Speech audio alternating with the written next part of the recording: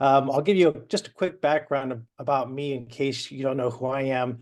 I grew up as a Seventh-day Adventist. My parents were converts in their late teens from the Midwest. They moved out to California, so I'm a Californian. For all of you who are not, and you say bad things about California, let me clarify that I live in Northern California, not Southern California. So I'll let you take your stereotypes with that. For me, I went to Adventist schools. Jesus became real and personal to me during my teenage years. Um, I went on to college at Pacific Union College in Northern California, became a youth pastor. Um, I've been involved in different forms of youth ministry throughout my life. I taught at the seminary full time for a while, went back to becoming a youth pastor, and then started a youth ministry company called Peace of the Pie Ministries. Some of you may be old enough to remember a young president by the name of Robert Falkenberg. And I say young because he became president at the age of 49, which was just unthinkable because there was an incumbent who was sure to be repeated. And surprise, surprise, he was not reelected one time. And so in 1990, a 49-year-old became president instead of an older president. And in his first sermon as president, one of his memorable lines written by Gordon Beats for him was, "If we give young people a piece of the pie, maybe they will stay for dinner." And the idea was to include young people in what the church does. So that became the name of my independent ministry rather than the Steve Case Ministries. We thought piece of the pie was a better term than that. So I did that, but in my work with young people and with youth directors, many of them don't even know who Elder Falkenberg was. And so I changed the name to Involve Youth in 2007, which is what I do. I try to involve youth. So I'm an itinerant youth pastor. I go where I'm invited, and I speak for youth events, or I do training seminars for youth leaders or churches, for conferences, the union, the division, sometimes for the GC. And it's nice to be there for a short term because when people take shots at you, it's better if you're a moving target than if you just stay in the same place. So I do those kinds of things. I do a couple of mission trips for Maranatha volunteers each year. I also teach an intensive for the Andrews University Doctor of Ministry program, and I create resources. A few years ago, God and his sense of humor got me into the book of Revelation. So now I'm doing Revelation seminars on how to find Jesus in the book of Revelation. So that's really quite a variety of things that I do. And as of today, I do presentations for Adventist Today for the Sabbath School. This will be the one and probably only time, but it's nice to be with you. I was here a couple months ago because my wife and I were traveling, and I went on. My wife is a board member for Adventist Today, and so I started lighting up things up in the chat. And so because of that, Lauren Seibold said, "Steve, since you talk so much," I'm paraphrasing, "but since you talk so much, why don't you lead our discussion one Sabbath?" So that's why I'm here. And my wife said, "What do you expect?" So that's what I do. I should throw in one other thing. I'm a baby boomer, born in 1957, which makes me 66 years old right now. Like many baby boomers, I went through a divorce in my midlife. I have a daughter who works for International Justice Mission and lives in Seattle, Washington. I got remarried. I'm remarried to an Adventist, how can I say this, an ordained Seventh-day Adventist pastor, which really confuses a lot of people because they see me being male and they don't know how I can be married to an ordained Seventh-day Adventist pastor. Um, First of all, if that's female, is that problematic? It wouldn't be for this group, but it would be for some. Then others would say, well, if it's California, he'd probably marry to a guy. So I'll just kind of leave it at that. This might help. My spouse's name is Marit, M-A-R-I-T, if that helps you. No. Marit is from the Netherlands. That may not help you either. But anyway, she's sure to come up later on in the discussion. Oh dear, I just used the wrong pronoun, didn't I? Okay, so on we go with our topic. And if you would go ahead and put in the chat at this time an answer to the question, why would people come to your church? Why would people come to your church? And it could be a variety of reasons, but there's the question. Well, good for you, Kathy.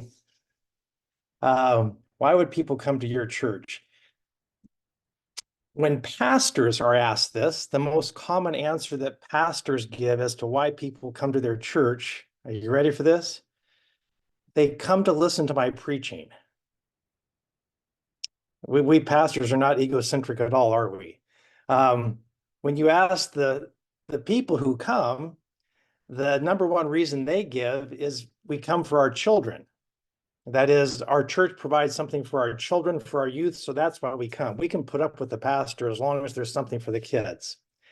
As people get older, then going for their children is not as much of a reason as to why they go. Then it starts becoming a matter of taste.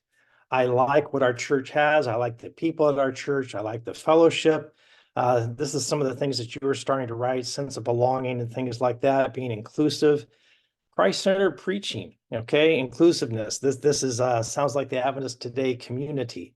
And there are others outside of Adventist Today who also think along these lines. Any other reasons, feel free to go ahead and type that into the chat. Some people go because they want to worship. It's a vertical kind of motivation. And other people go for a more horizontal thing. They want to go for the fellowship with other people and interaction and stuff like that. Other people go because they have a task to do.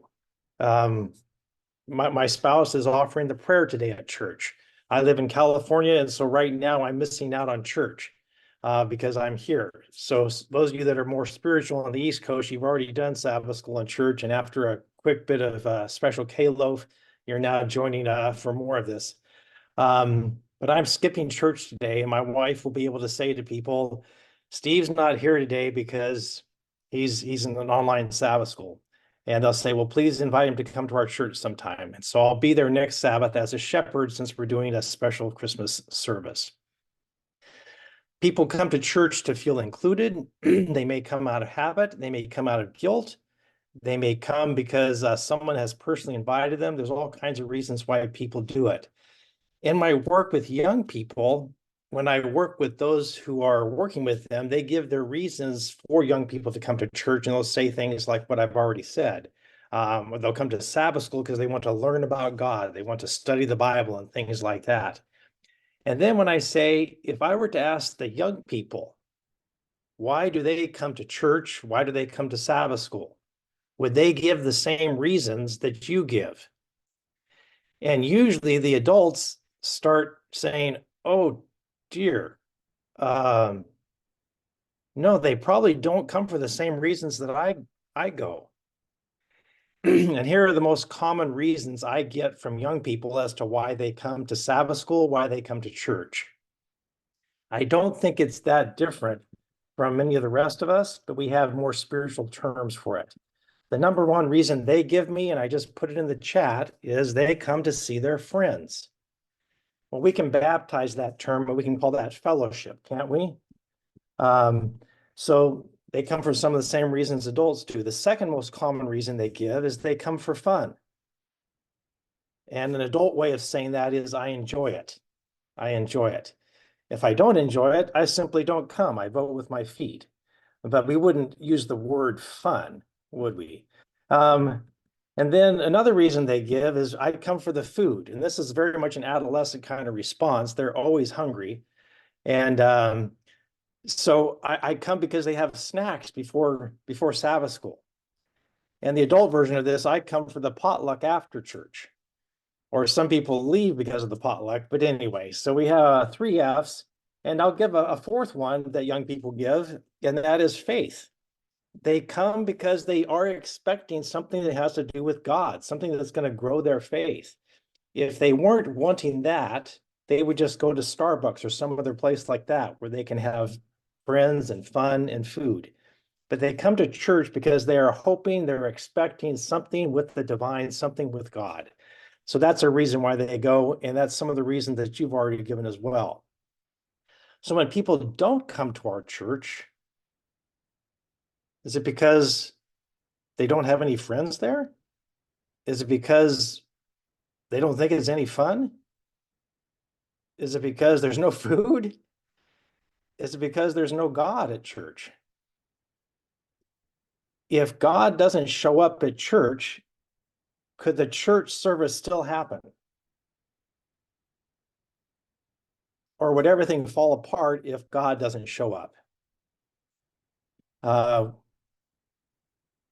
We are certainly not Pentecostals. For a Pentecostal, they would show up, and if they don't feel the Spirit, they would just start praying and say, bring the Spirit, bring the Spirit. For us, we would just follow the printed program or what's posted online. Things happen one after another, after another, after another. If God wanted it differently, he would have to appear before the church board first to make sure that this is okay to make a change. So we tend to be somewhat systematic in going on. So somebody has said one of the reasons people don't go is because they find it boring and things like that. Because of my work with young people, I am often asked, why are young people leaving the church? Or sometimes it's said in a hyperventilated mode of, the youth are leaving the church, the youth are leaving the church, oh no, oh no. And I respond, well, the adults are leaving too. Did you know that? And they're leaving in many ways. That is, they no longer attend church. It's not just youth, but we tend to focus on the youth. Also, when the church service is over, they all leave, don't they? And plus, adults tend to die. And then they don't come back to church except for one final memorial service, and that's it. So, yeah, the youth are leaving the church, but so are other people. And Fuller Youth Institute took this same concern and flipped the coin around.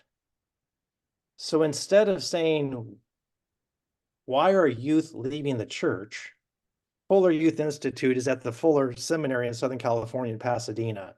And they started looking around the United States for churches that are not losing their young people. And they went and studied those churches to find out, why is it that your young people are not leaving? And that is something that most people weren't asking. They were simply saying, they're leaving, they're leaving, they're leaving. Let's turn this positive. Why are people staying? And this is coming from a youth bias, Fuller Youth Institute. And they came up with 6 factors. They call them core commitments that were characteristic of churches who are not losing their young people. And what surprised them was these are not things that are simply a program you can purchase.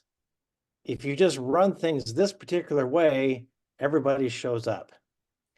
Another thing that surprised them was they found these characteristics in large churches, medium-sized churches, and small churches. They found them in urban areas, in suburban areas, and in rural areas. They found them across denominations.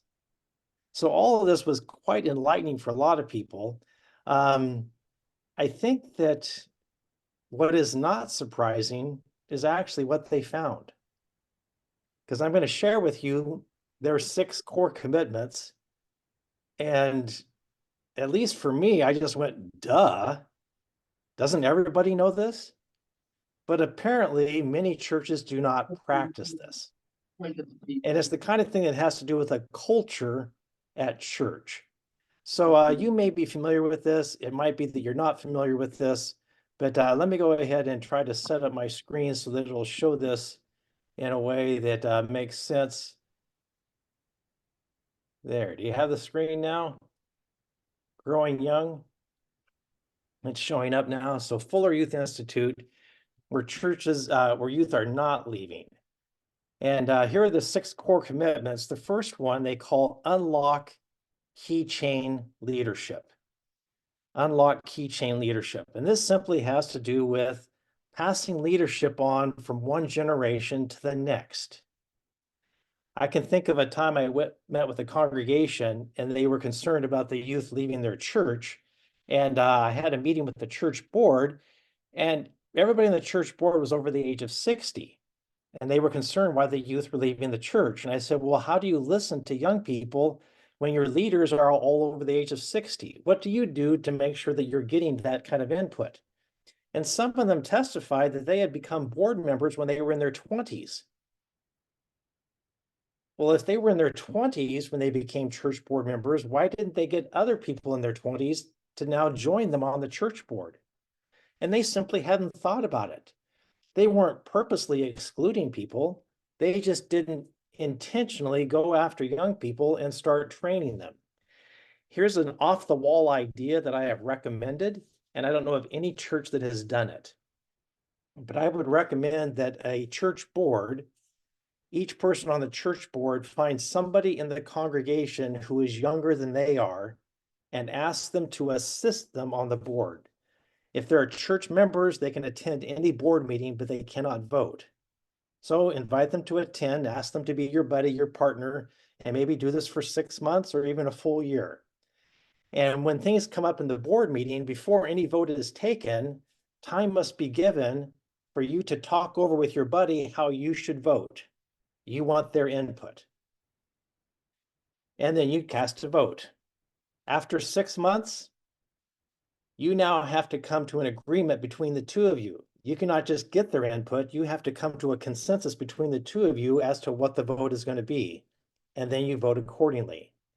And 6 to 12 months after that, you reverse roles, and the young person is now the board member, and you are their assistant.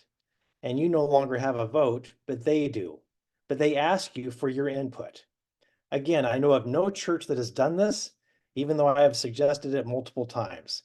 But this is a way of passing on the keys to somebody else. You can be literal about this in terms of, I'm going to give you the keys to this room at the church, and I want you to set it up on Sabbath before everybody gets there. Well, why would you give somebody do you realize they could go into the church and they might do something? And the idea is, yes, hopefully they will. Hopefully they will. We can do it figuratively by mentoring young people. And then when we are asked to do something, do it along with them. Or when we were asked to do something and we've done it with them in the past, we then have them do it instead of having us do it. But we are still there to be supportive of them. We don't leave, we don't disappear, which is important for us because sometimes we are threatened by that. So core commitment number one is to unlock Keychain leadership. The second one is to empathize with today's young people. All of us were young at one time, and we have certain memories of that. I call it selective memory. We only remember certain things about it. And so young people today share some things that are similar to when we were young, but they also have some things that are different compared to when we were young. And I'll give you just two quick examples. One example that's easy to go to is technology, because there's been so many changes in technology that empathizing with today's young people is a little bit different because we didn't have the kind of technology that they have right now, and they live with it. They're digital natives and things like that. We have to work at it. A second thing that I'll say is different in empathizing with today's young people, for us, when we hit puberty, it was a matter of, okay, how do you relate to the opposite sex? And that was a question we had to wrestle with.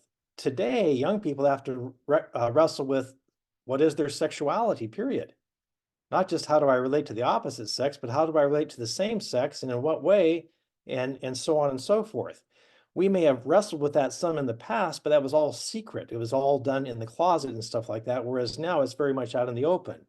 So empathizing with today's young people is sometimes challenging for us when we only compare it to when we were young people. Those that were growing young, staying young, were churches where the adults took time to understand and to start to feel with what young people are facing today, instead of saying, oh, I know what that's like. I was a young person one time, just grow up, get past it. So empathizing with today's young people. The third core commitment is to take Jesus' message seriously. I have not yet found a congregation that said they did not take Jesus' message seriously. But a good place to go with this is to just go to the Sermon on the Mount and just take Matthew 5, 6, and 7 and see how are we as a church living out these Beatitudes. Let's try loving our enemies for starters. How's that going? So on and on we go. It's not the difficult to understand sayings of Jesus that are problematic. The most problematic ones are the ones where he's very plain and we simply don't want to do it. So do we take Jesus' message seriously and actually live that out? So those are the first three of the 6 core commitments. I want to take a pause here just for a moment. I want to ask you, out of these first three, which one do you think the church you associate with most?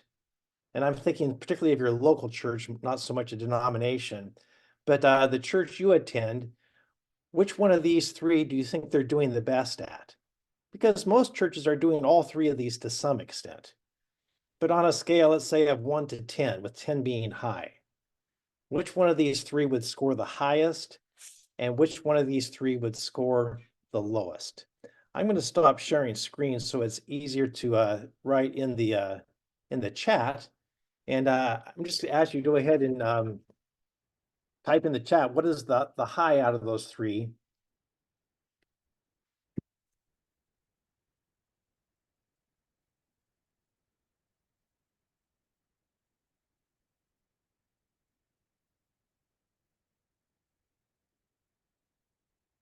For my church, the highest one is unlocking Keychain leadership.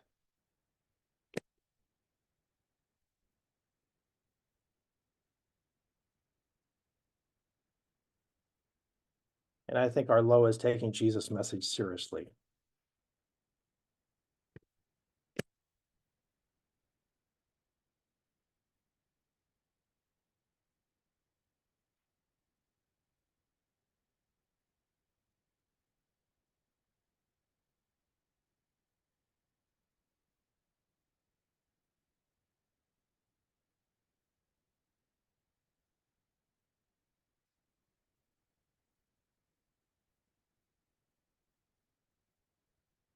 I've gone ahead and put in the chat where those three are. Appreciate the comments that are there. Go ahead and keep adding to it. You would say that Adventist Today Church leans to number 2, empathizing with today's young people.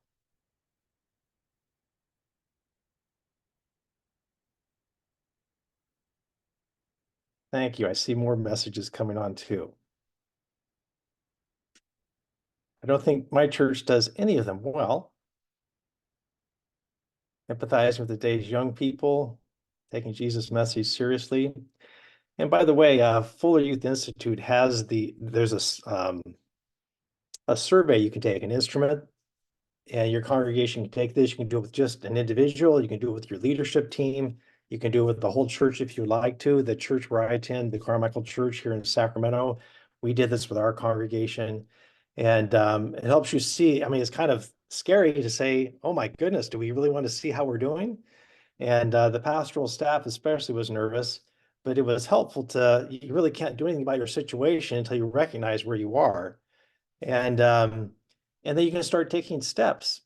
And Fuller Youth Institute would say, start on the margin, start on the outside and work your way in. Don't try to upset the apple cart right from the start, because most churches are doing these things. Some of them are doing them better than others, and some of them could do better in certain areas. And the instrument allows you to see where you're doing well and where you could improve.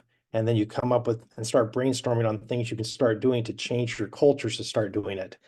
One example at our congregation is when somebody is responsible for the scripture reading, instead of getting up and just reading that scripture, they try to engage people of different ages with them in presenting the scripture. Well, that takes a little bit more time, a little bit more hassle, but it also starts getting the congregation connected more together. And we have literally had people show up at church, not because they're regularly attending church, but because somebody in their family is now part of the scripture reading. They would not have been part of it if it would have been just the one person getting up there and reading. So there are some residual benefits that come from that. I'm going to go ahead and go on to the other three core commitments, numbers 4, 5, and 6. So let me go back to sharing screen, and we'll move on to this. So here's number 4, fuel a warm community. You may call this fellowship, but you are taking steps to intentionally have people integrate with one another. If you go back to 1989 in the Adventist Church, we had a thing called Value Genesis, where we looked at Adventist schools and what makes people loyal to the Adventist Church and growing in their faith. And one of the key things for a congregation is to have a thinking climate. And the other thing was to have a warm climate, an accepting climate. And that did a lot to help people be loyal to the church and to grow in their faith. Well, this is the same idea.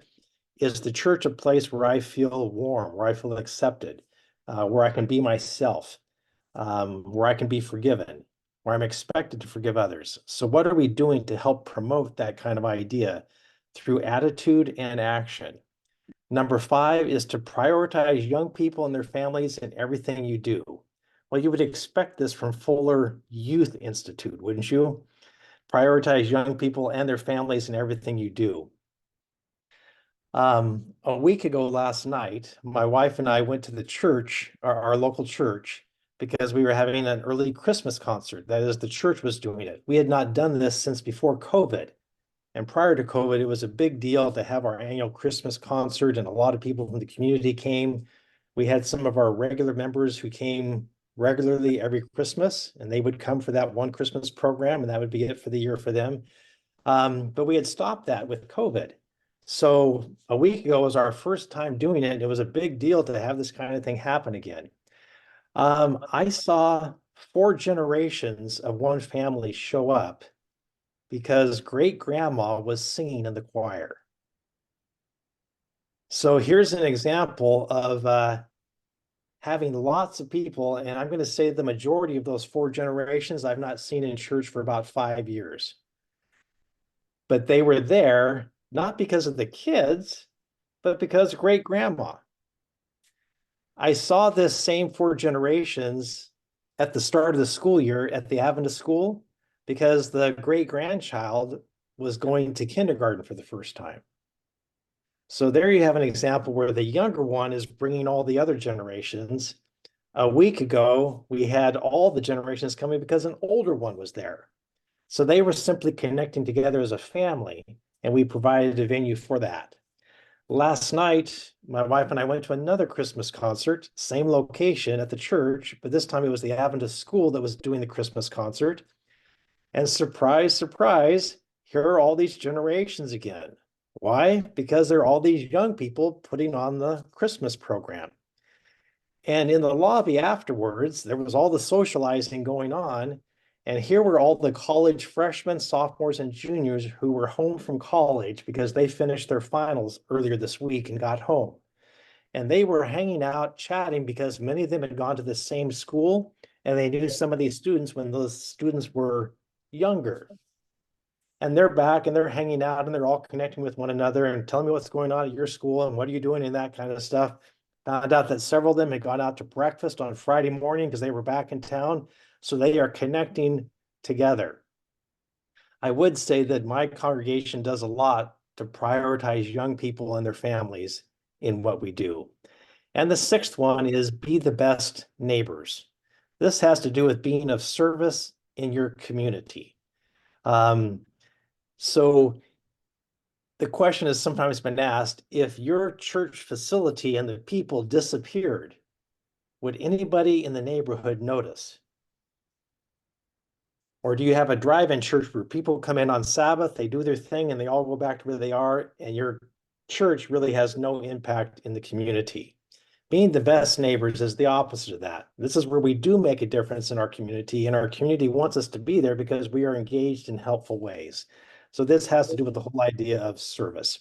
So on these last 3, I'm going to ask the same question. Which one do you think the church you affiliate with does the best out of these 3? And which one do you think you could do better in, or is the weakest out of the 3? I'll repeat myself.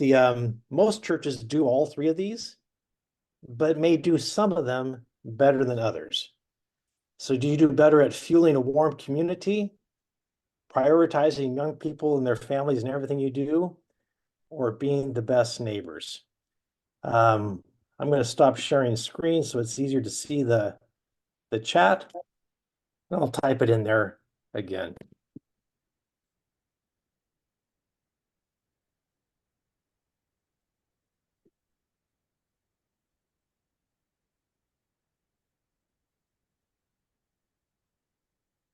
You see something?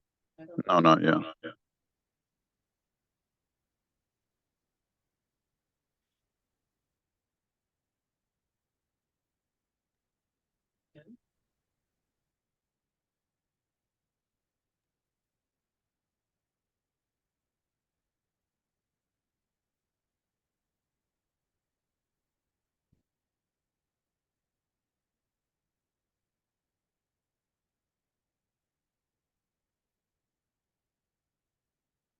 Thank you, Ray Bobby, Russ and Ann.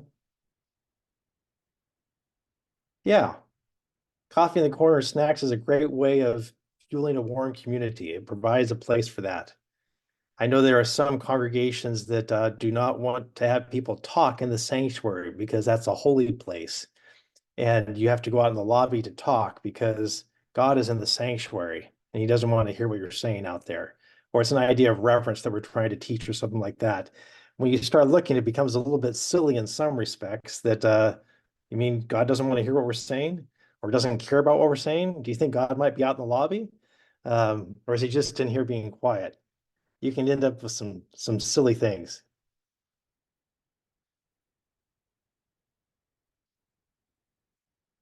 Thanks for this input. I'd like to pause, Linda, for a little bit right now, and maybe people can unmute and give some verbal feedback before we go on to the next thing, or raise their hand. Is that the legal way to do it here? Yeah, let's let folks raise their hand and make Okay. comments would be the best, and I'll moderate that for you. So who has thoughts? I know you do, and wants to raise their hand to chime into this conversation.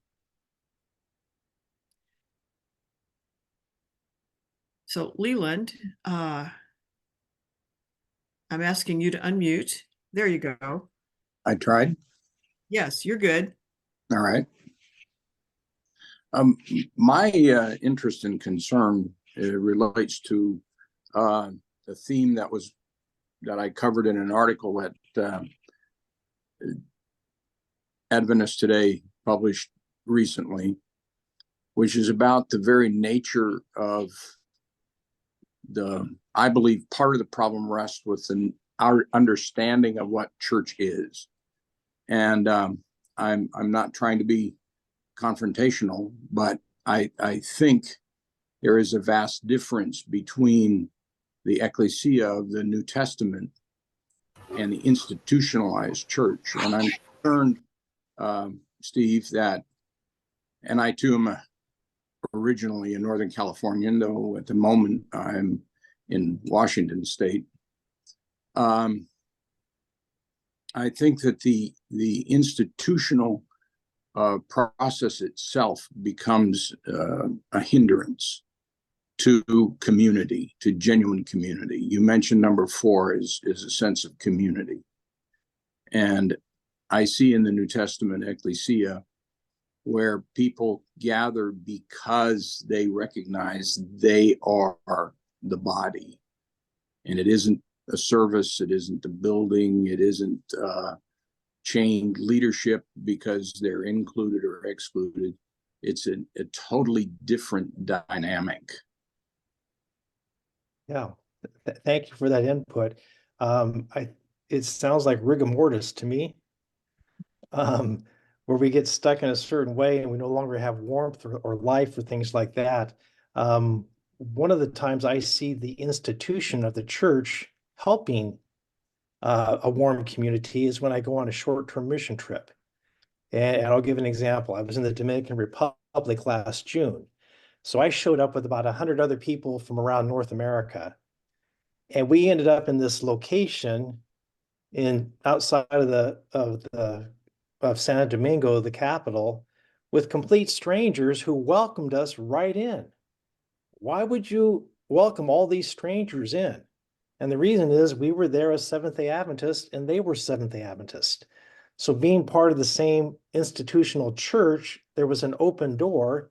We were building 2 churches for them there. So that was helpful for them, but their spiritual vitality was helpful for us because a lot of us were kind of in the doldrums. At the same time, because we came there from different parts of North America, we didn't know one another, much less the nationals in the Dominican Republic. And so we had a community building among ourselves as we worked intensely for a week and a half to construct churches, a common cause for people to worship. Now, if we would stay there for a year or 2 years or 3 years, maybe we would learn Spanish and maybe we would face some of the challenges that come with becoming institutionalized. But for a short term, we got a flavor of building community in quick order, but we made those connections because of the institutional church. So I'm giving that as a positive side of the institution, knowing that, Leland, what you described is a challenge that we face. When we get stuck in a certain way, the vitality leaves. We're no longer living organisms. We're just rigid. Is this, am I still on? Can we dialogue? You're on. Okay.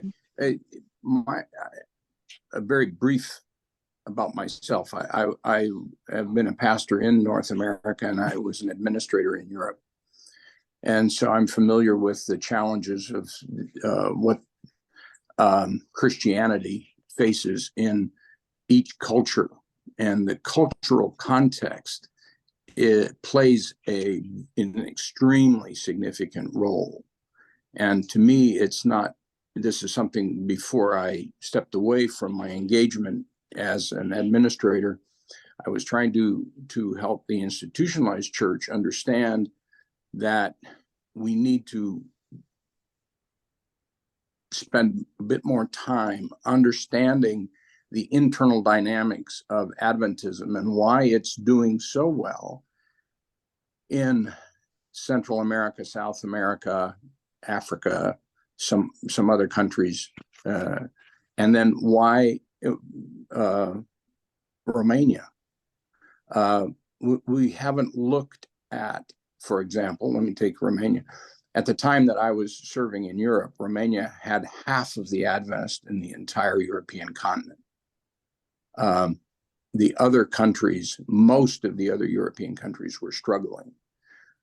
When we look at North America, it's a very different North American institution today than it was when I was young. I'm 10 years older than you are to the year. I went to Rio Lindo Academy, which I'm sure you're familiar with, in its heyday. I wasn't a member of what they called the first four-year class, but I joined it in 63.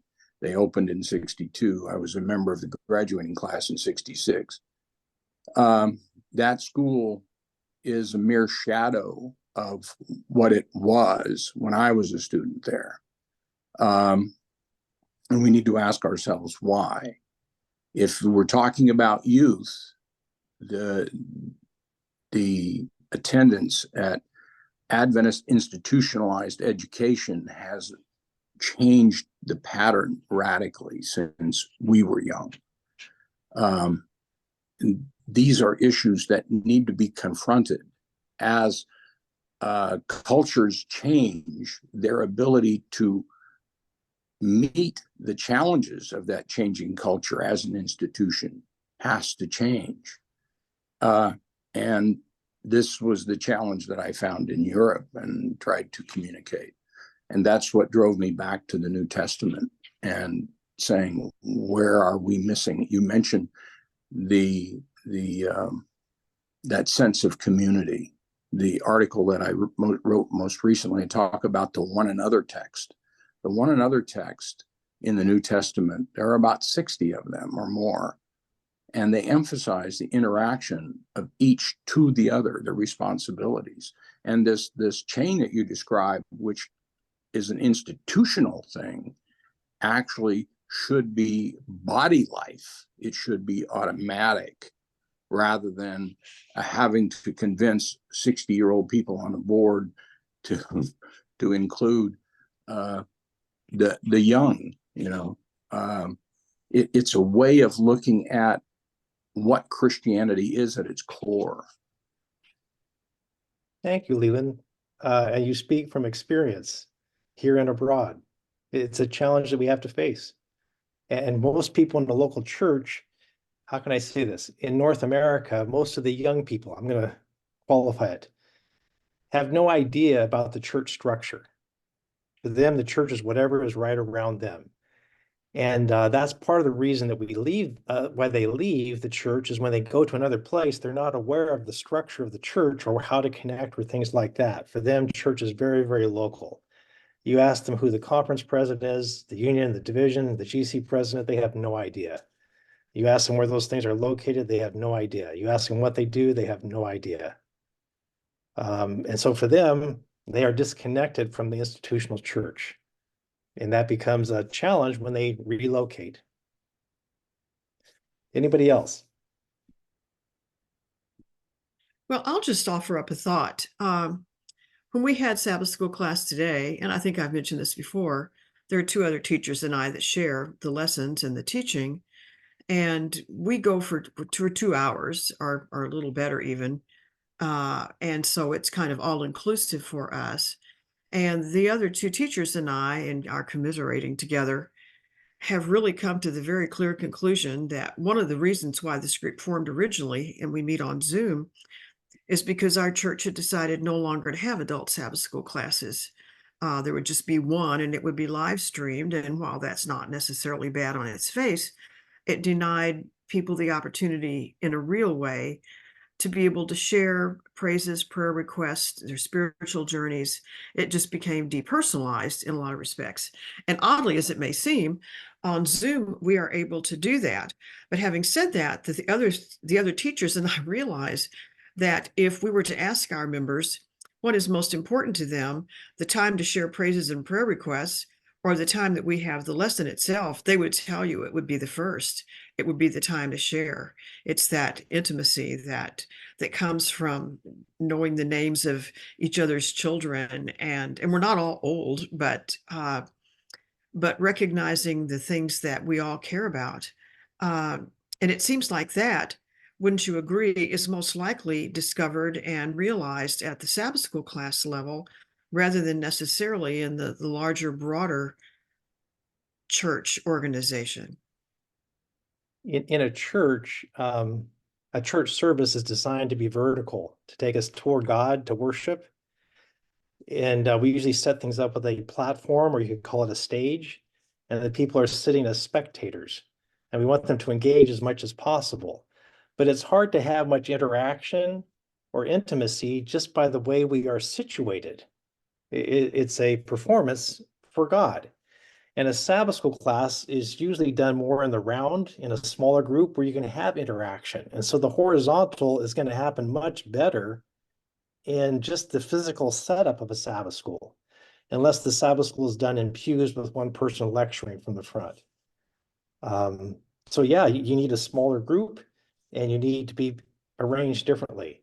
That's why the foyer after church becomes a place where the interaction happens, because you're not bound by pews just looking at a performance in the front.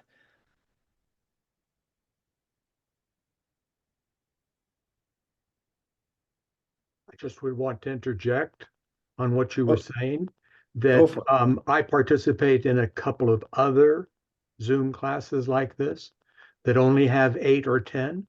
Mhm. They're much different than one of this size. Sure. And I think they're much more like sitting in the round, and you become Mhm. much more like personal friends with the individuals if there's a limited number.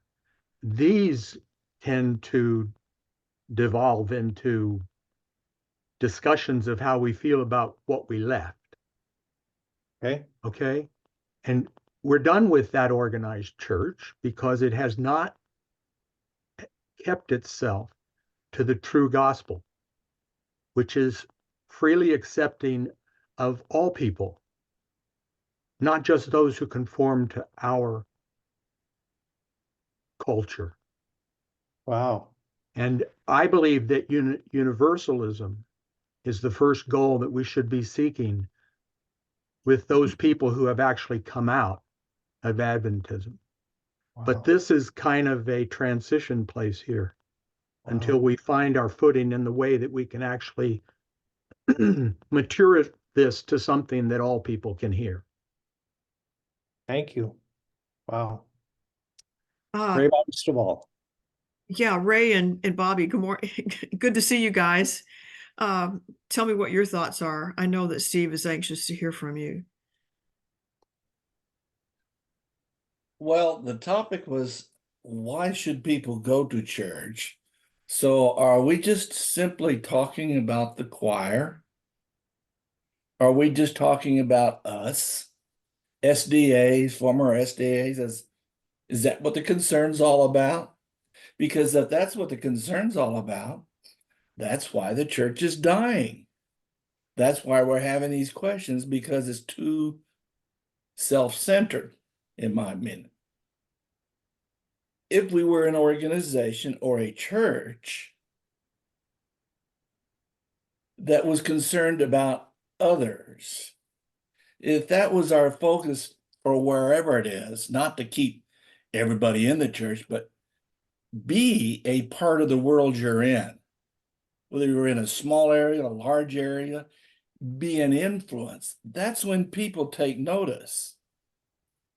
If you're near a neighborhood that's sort of run down or whatever, what are you doing to help that neighborhood bring itself up?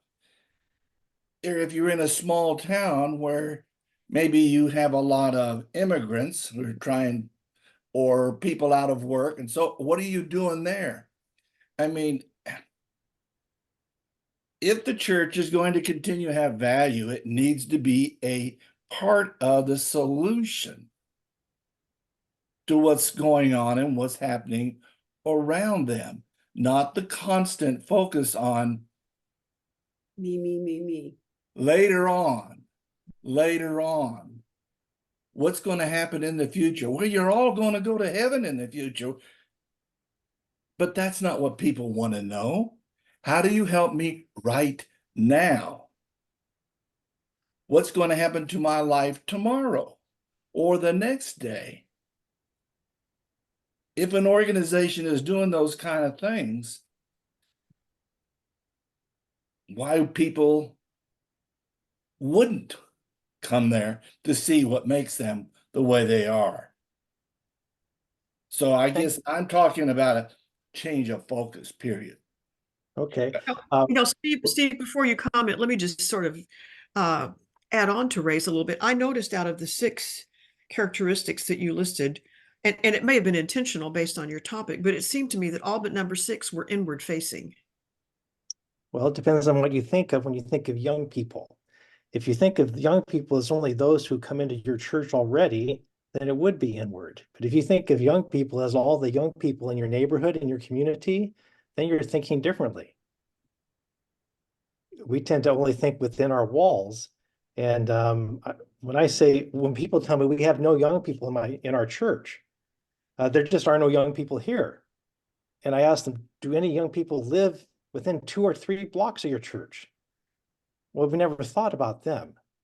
Well, that's where you need to think of in terms of young people, not just those who are already in the church, but the young people who are in your geographical area, your sphere of influence. And so, yeah, otherwise we do have 5 navel gazers and 1 outside do-gooder.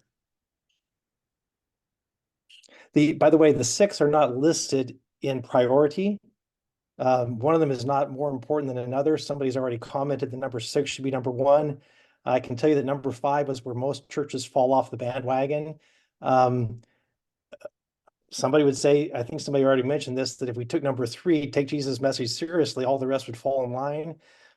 They're not weighted equally. One is not prioritized over the other. They're just 6 of them. These are the 6 that tend to characterize churches. And again, most churches are doing all 6 of these, some of them better than others, and there's areas to improve.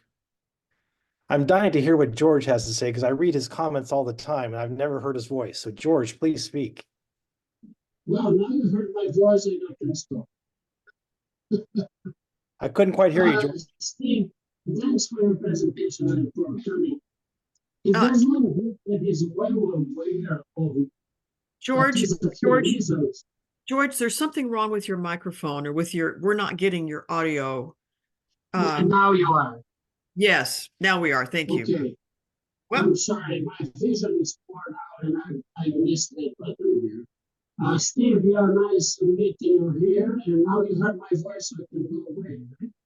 Right? George, Steve, can you understand him? I'm not catching the audio. It's sounding a bit garbled to me. No. No, leave it alone. Yeah, I don't know how to help you, George. I'm sorry. All right. Well, you didn't George, really. I'm going to go ahead and put my email address in in the chat here. I'd love to hear from you, but I guess that's not audible either. That's just typing. I'm going to go on to another thing. This is not the only thing I wanted to share, and I think I have 5 minutes left, so I'm going to rush over a couple things just to confuse matters more. Um, so, Well, I don't think there's any time limit here, Steve, because of how you've been sort of combining the discussion with your presentation. okay, so I can fudge a little bit more. You're good. You're fine. Thank you. I'm going to shift gears a little bit and let go of the growing young idea and go on to the idea of generations.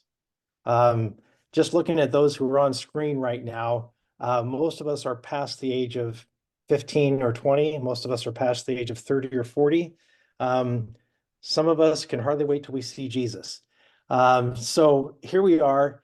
I'm going to go with generational theory. This is a person that most of us don't know anything about. He wrote it in German. It was finally translated into English in the 50s.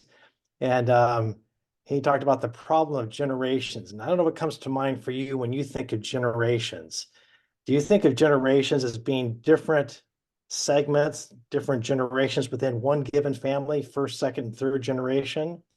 Or do you think of generations as an age range?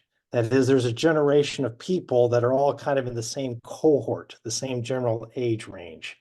And if you have it as a family, then you have to do with your lineage, your bloodline, the people who are kin. These are the people who are going to be gathering for Christmas to celebrate. If you think of it as an age range, this is when you and your buddies get together. This is something that you share together because you share a common history. So when Leland mentioned the golden years of Rio Lindo Adventist Academy, back when it was Rio Lindo Academy, yes, I know what he's talking about. I may be 10 years younger, but we're kind of in the same age range in contrast to someone who is, say, 20 or 25 right now. So what does generation mean? According to Mannheim, for a progressive person, and I'm going to say in general, Adventist today people see themselves as being progressive. For progressive people, the present is the beginning of the future. So you can be optimistic. We are about ready to do something with the future. It's all before us. For a conservative person, the present is an end of the past. And so either we need to celebrate it or we need to get nervous because, oh no, it's no longer that way anymore. We need to conserve it and keep it the way it was. So progressive people are going, here we go, here we go. Conservative people are going, oh man, remember the good old days? We need to go back to that kind of thing. I mention this in this context because there's a tendency for each generation cohort to think that theirs is the best. And whatever comes after them is inferior to them. So you may remember this, Strauss and Howe's Generations back in 1991, where they pointed out their generational cohorts. I'm going to put it out like this now. This is more up to date because this includes some additional generations. My guess is we have very few people who are part of the silent generation on here right now. This would be people born between, according to this one, 1928 to 1945. So we might have a few, but not very many in the silent generation. If they are on right now, they're probably not going to say anything because they're part of the silent generation, right? Some people would also call this the greatest generation. So then the next one are the boomers. And I expect there are going to be a lot of boomers on here right now, people born right after World War II to 1964. These dates are somewhat arbitrary, but it's this cohort, this generation, if you want to call it that. And then Gen X, the ones that came afterwards, could not come up with anything other than X marks the spot. These are the loafers. These are the lazy ones. These are the ones that didn't have the kind of drive that we have. These are the ones that we gave them opportunities and they simply didn't take it. I'm speaking like a boomer, aren't I? After them came the millennials. The millennials gave us a new hope because at least they weren't Gen X anymore. Sometimes the millennials are called Gen Y. The term millennial is because they came of age. That is, they entered adolescence during the turn of the millennium. So these were born between 1981 and 1996. Some people throw that a few years one way or the other. And now young people are from Gen Z. And there's really no term yet for the ensuing one. We aren't quite there yet. They are just about ready to hit their adolescence, and that's it's being called the alpha generation because we ran out of letters in the alphabet with Gen Z. So now we're going with the Greek alphabet. So we'll see if that name sticks or not. But here are these different generations. We're living at a time in history where it's quite possible you could have 5 generations going to the same church. How do you get 5 generations to get along? What music will you choose when each generation tends to have its own preference for a certain style of music? At the church where I attend, we have good music. And the reason I know it's good is because it's music that I like. That's really what makes music good music. I like it. We have guitars, we have bass, we have drums. I mean, we are really with it. There's no way we could have that in the church back when I was a teenager. But now we're in charge of this church, so we're going to do it our way. Just like our predecessors did it their way with the organ when we wanted to have drums. But we take no consideration whatsoever about young people today. Do they want guitars and a bass and drums? We just assume that because we like it, they should like it as well. We're simply perpetuating the same thing. Well, you see the different generations here listed, and they're put in successive order based upon a calendar. But what if we took them in terms of the population size? How many of each of these generations is in the US population right now? And I recognize we're a world church, but I'm going to assume that Adventist Today Sabbath School is primarily a North American type of thing, and maybe even a US thing. So here are some statistics from 2020, just 3 years ago, almost 4 years ago now. The GI generation, hardly any are left. You can see that very, very few are here.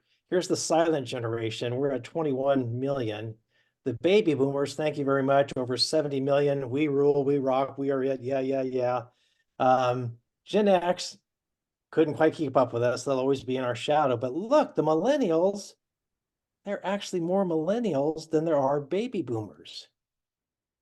I hope they're just like us. Now, just off the top of your head, which of these 2 generations is going to dip in size first?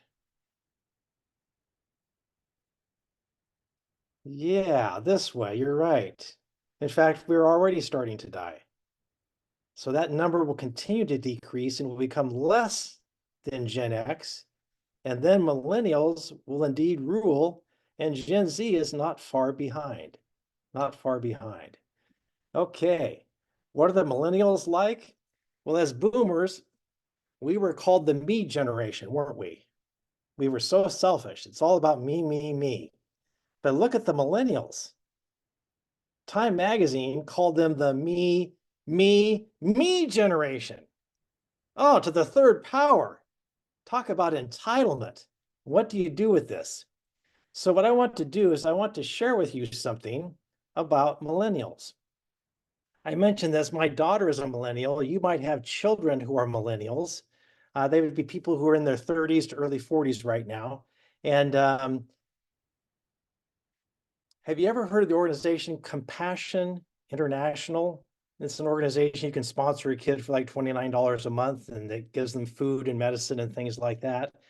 Well, there's a similar kind of place, a similar type of organization, and it's geared more for millennials. And so I want to go ahead and share that with you guys. You may have heard of it, you may not have heard of it, I don't know, but it's called Millennial International, and I hope that you'll be able to hear this. Let me know if it comes through, okay, Linda?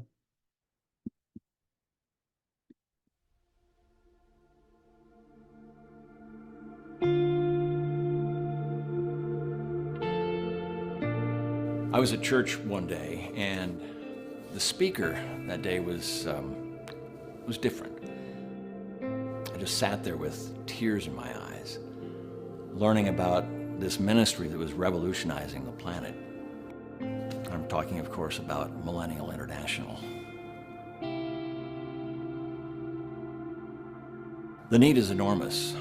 There are over 10 million millennials out there who have graduated with no work ethic, no job, no discernible skills at all, and they have expenses. Housing, student loans, credit card debt.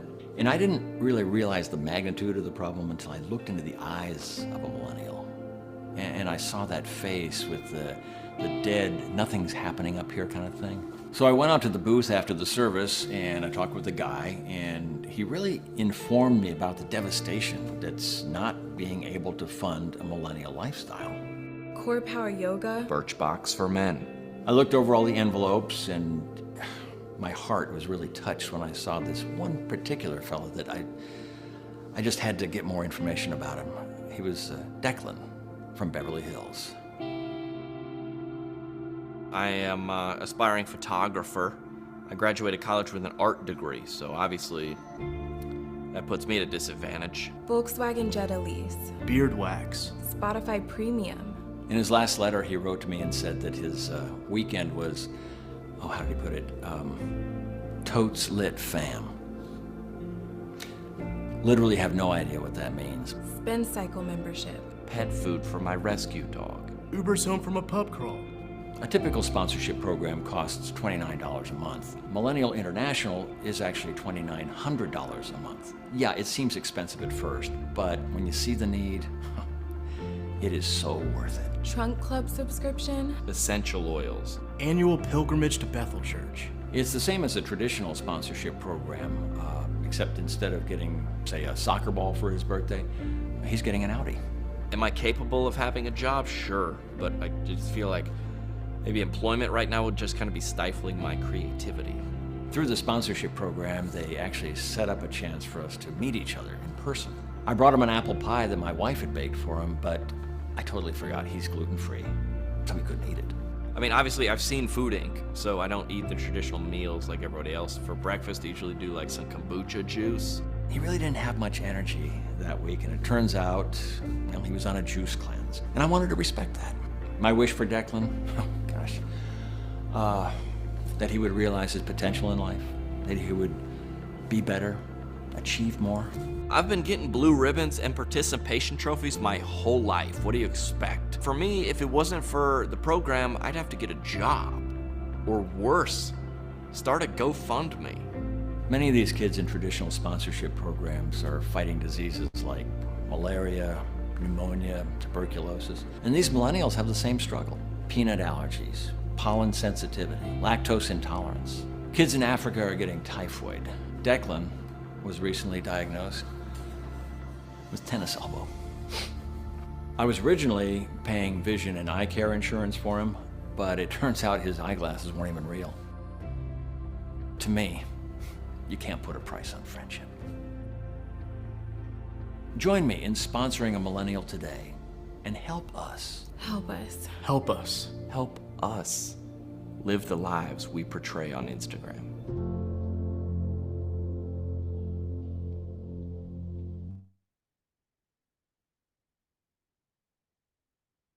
Okay, Bobby, I saw you just about fall out of your chair. Now you guys are really blowing up the chat. Okay. As a baby boomer, I found this very, very funny. So being the insensitive father that I am, I shared this with my millennial daughter. She didn't laugh at all. She was offended.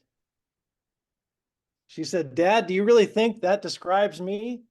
I said, no, of course it doesn't describe you. It describes millennials. She said, "I'm a millennial." I know you're a millennial, but you're not that kind of millennial. Notice the stereotyping that I've done. Now, do I dare share with you that my daughter has a larger salary than I have? So I'm the one who should be picking her pocket, not the other way around. But I've gone ahead and stereotyped her. Notice the people that did this, and this is 7 years old, this video. You can just go to YouTube and type in Millennial International, it'll come up. It's done by millennials who are comedians, John Crist, if some of you recognize that name. So they made a spoof about themselves that they knew we would love. And when I share this with baby boomers, we get our jollies out of it. But I do it to illustrate how we tend to put down and look down on the next generation in the same way that we were looked down upon. What makes it a little bit different for us is we as baby boomers were the biggest generation that came along, and it was a tidal wave. It was a tidal wave. So what we did was we changed everything, and we couldn't help but make it about us because, well, it really hit not when we were born, when we went to school. And the schools couldn't hold us because there were so many of us. And that tidal wave just kept changing everything as we came along. You have to have more schools. You have to have more high schools. You have to have more colleges. That's why we needed Rio Lindo Academy. The wave was coming through. And now that the wave is gone, they're not there anymore. There are other factors too besides that, but we changed everything, so it has always been about us.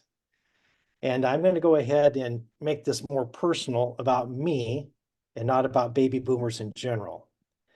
There's a tendency for me to not retire. And there are two reasons why I'm not retiring. Number one is I'm afraid that the church will disappear if I'm no longer pastoring. Now, I can't say this out loud because it's so egocentric and it doesn't believe in a sovereign God. It makes me the God. The real reason I'm not retiring, I won't say out loud, but if we can just keep it between us, I can't afford to. I have to keep working to get income because we're living longer now and I'm not going to make it on my pension. So I'm doing it for the Lord. Thank you very much. And I'm doing it to save our church. You're welcome. But it's really because I can't afford to retire. So we get pastors who now retire at the age of 70 or 75. We have administrators who will go even longer. We have administrators who retire, and yet they still stay on and serve as assistants to the president for years and years and years. And I wonder, when do the people on deck finally get to step into the batter's box? We are not unlocking Keychain leadership. We are keeping the same leaders forever and ever. And it becomes problematic. It becomes problematic. Let me try this with some of our Adventist history that predates baby boomers. Predates baby boomers. Oh dear, this is going to be bad. This will spark some discussion, hopefully. Okay, you may recognize some of these names as Seventh-day Adventist. Uriah Smith and George Butler, A.T. Jones and E.J. Wagner. These are two different generations, and they were both together in 1888. You're familiar with the term or the year 1888. So Uriah Smith and George Butler were part of one generation. A.T. Jones and E.J. Wagner were part of a younger generation. The older generation had not only those two, but they also included the conference presidents.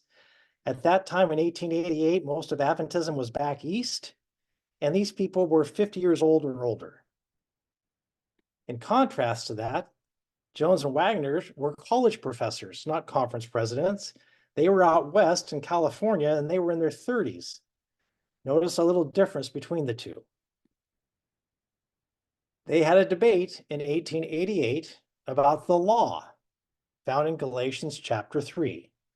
And the older generation saw, they were part of the Review and Herald magazine, the official magazine of the Adventist Church. The law in Galatians 3 was simply the ceremonial law. There was some debate about the 10 horns found in the fourth beast of Daniel 7. Who were those 10? One of them included the Huns. In contrast, that group out west, they saw the law was the ceremonial and the moral law. it meant both. So there was disagreement as to what the law meant when the law was done away by Christ. They were not part of the Review and Herald, they were part of the Signs of the Time publication. And to them, the 10 horns of Daniel 7 did not include the Huns, but include the Alemanni, which, as you know, is extremely important for us. There was disagreement. I'm just wanting to point out from a generational perspective the dynamic that was happening. So now when these young bucks from out west, who were not administrators, started talking about something called righteousness by faith, do you see that there's a problem? You're already wrong on all of these things. Whatever you bring up next is going to be wrong as well. So if you're for this, as an older person, I'm against it. You have nothing but heresy. So this is not arguing on a theological ground or on a biblical grounds. This is arguing on a generational ground. It was sunk before it was even presented because the wrong people were presenting it. They're from the wrong generation. Well, none of us were alive in 1888. But here was something that happened in 1985. The General Conference session was in New Orleans. This is the first time that there was a North American division. Before that, North America was just part of the General Conference. But we established a North American division because North America was no longer the majority. So we needed to have our own representation as North Americans. It was at the end of the session that the other division leaders got together and said, do you realize when we meet again in 5 years, if we vote together, we are now the majority. We can make anything happen now. So I'll see you in 1990 and let's vote together as a block. Are you ready? We're going to show North America that they no longer rule the Seventh-day Adventist Church. So 5 years later, 1990, Indianapolis, we are going to test it out. Do you remember anything that came up in the 1990 General Conference session? North American division, that new division that used to be the majority, the older people brought women's ordination to the floor for a vote. How do you suppose the new majority is going to respond to that? It was easy. Not only were they really ready to flex their muscles to show they had the majority, it was on an issue that culturally was reprehensible to them as leaders. So double whammy. There was no way that was going to pass. So when it was brought up again 5 years later, it didn't pass again for some of the same reasons. I'm not arguing on the merits of whether or not women should be ordained. I'm just pointing out there was a generational divide here. What about in the US politics? We have a president who's 80 being challenged by someone in his late 70s. We have the leader of the senators among the Democrats. Schumer is 72, McConnell is 80.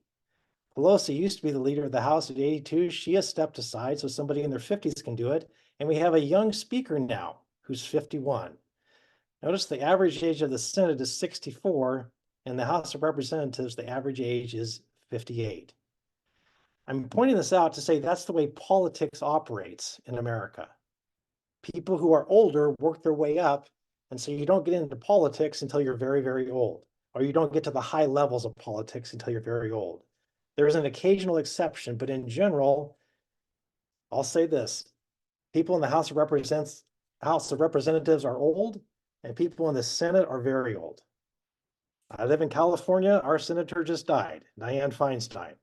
Okay? So that's the way we do politics. You have to work your way up the ladder, and it takes years to do that. When the church operates the same way, we are following the ways of the world. Because leadership in the church is not based, or should not be based on your age, but should be based upon the gifts you are given. Did you know that in the Bible, the only mention about retirement is for priests? They must retire by the age of 50. Nobody else is given a retirement. Okay. Well, is that enough to throw things off right now? Different generations? I'll mention one other thing before we open up for discussion. I want to do a little critique of the idea of different generations. The whole idea of generations has some flaws in it. You simply cherry pick the things that you like and you don't get a whole view. That's one of the biggest critiques of the book Generations by Strauss and Howell, is they just cherry pick and pick out different things. Most historians do not agree with their construct that they've come up with. It's really been worked out for niche marketing. So this is a business model that people follow to try to come up with products and go after a certain segment of society. That's why they do it. It's also very centered on the United States. This may not have anything to do with Brazil right now. This may not have anything to do with Russia right now. This is very much American.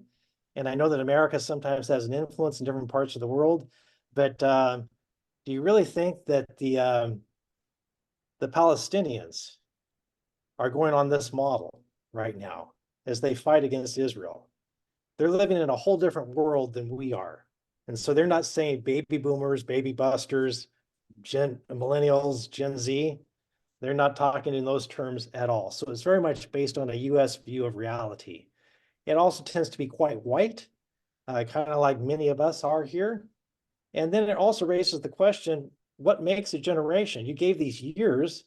Who says the baby boomers ended in 1964? Could you identify with baby boomers even though you were born in 1968? Could you be born in 1955 and you don't really identify with baby boomers at all? Is that possible? So those are some of the critiques. Gail Sheehy, back in 1976, wrote a book called Passages. And instead of looking at different generations, she looked at the lifespan and said, there are different stages of life that everybody goes through, no matter what generation you're part of. Let me take something physical like puberty. Was it only baby boomers who reached puberty? Were we the very first generation to ever have puberty? Of course not. Did anybody else after us? Did Gen X ever reach puberty? Yes, and they didn't do it when they were 50.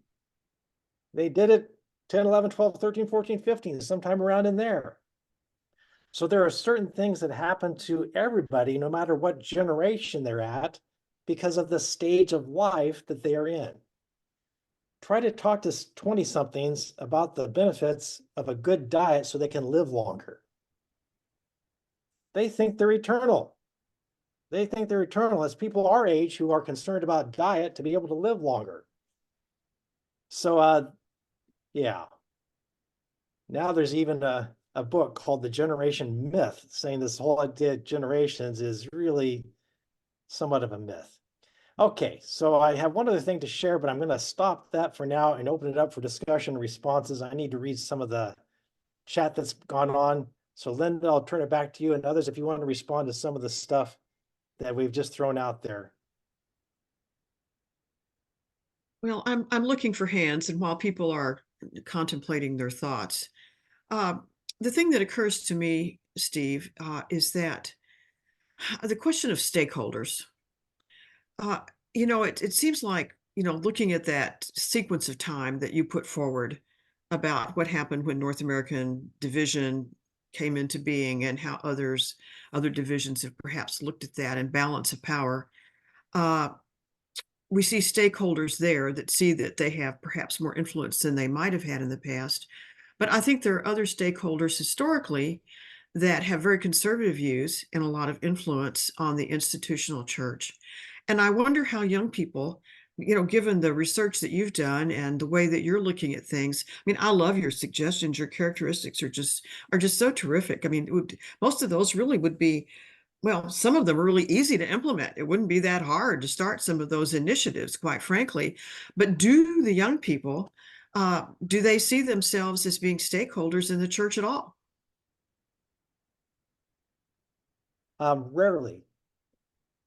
Rarely. And one of the things that happens sometimes, and this is perpetual, people will start a young adult church. And every young adult church is destined to fail. I'm saying this as a youth and young adult guy. And the reason it's destined to fail is it will be great because it will really go after a certain targeted age segment. And I don't mean to be profound here, but I'm going to be profound. Everybody gets older every year. And I'm calling this profound because very few people keep this in mind. So when you start a young adult church, what happens in 5 years? They're no longer young adults. So now who's supposed to go to it? Chris, I saw your comments. I'm going to pull you in on this since you've been a pastor in Northern California Conference. Northern California Conference. Hold on, because I got to take Lauren first. Will you let me do that? I'm conscripted to take people in order, Steve. Is that okay? No, it's not, because I don't know what Chris is going to say. I'm just responding to something he put in the chat already. He probably has something else he's going to say.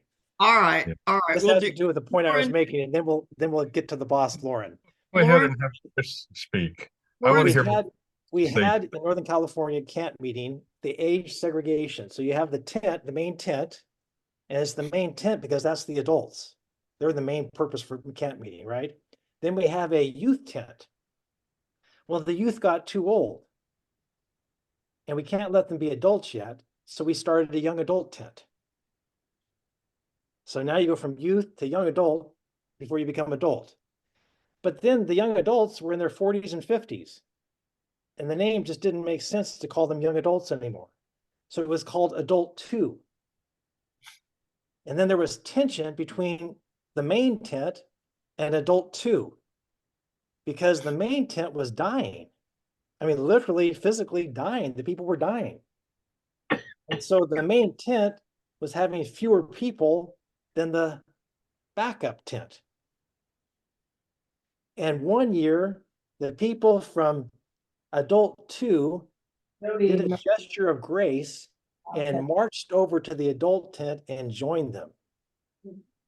And they were so magnanimous to go to where they were on the same campground because there was such divisiveness between these two groups at the same camp meeting.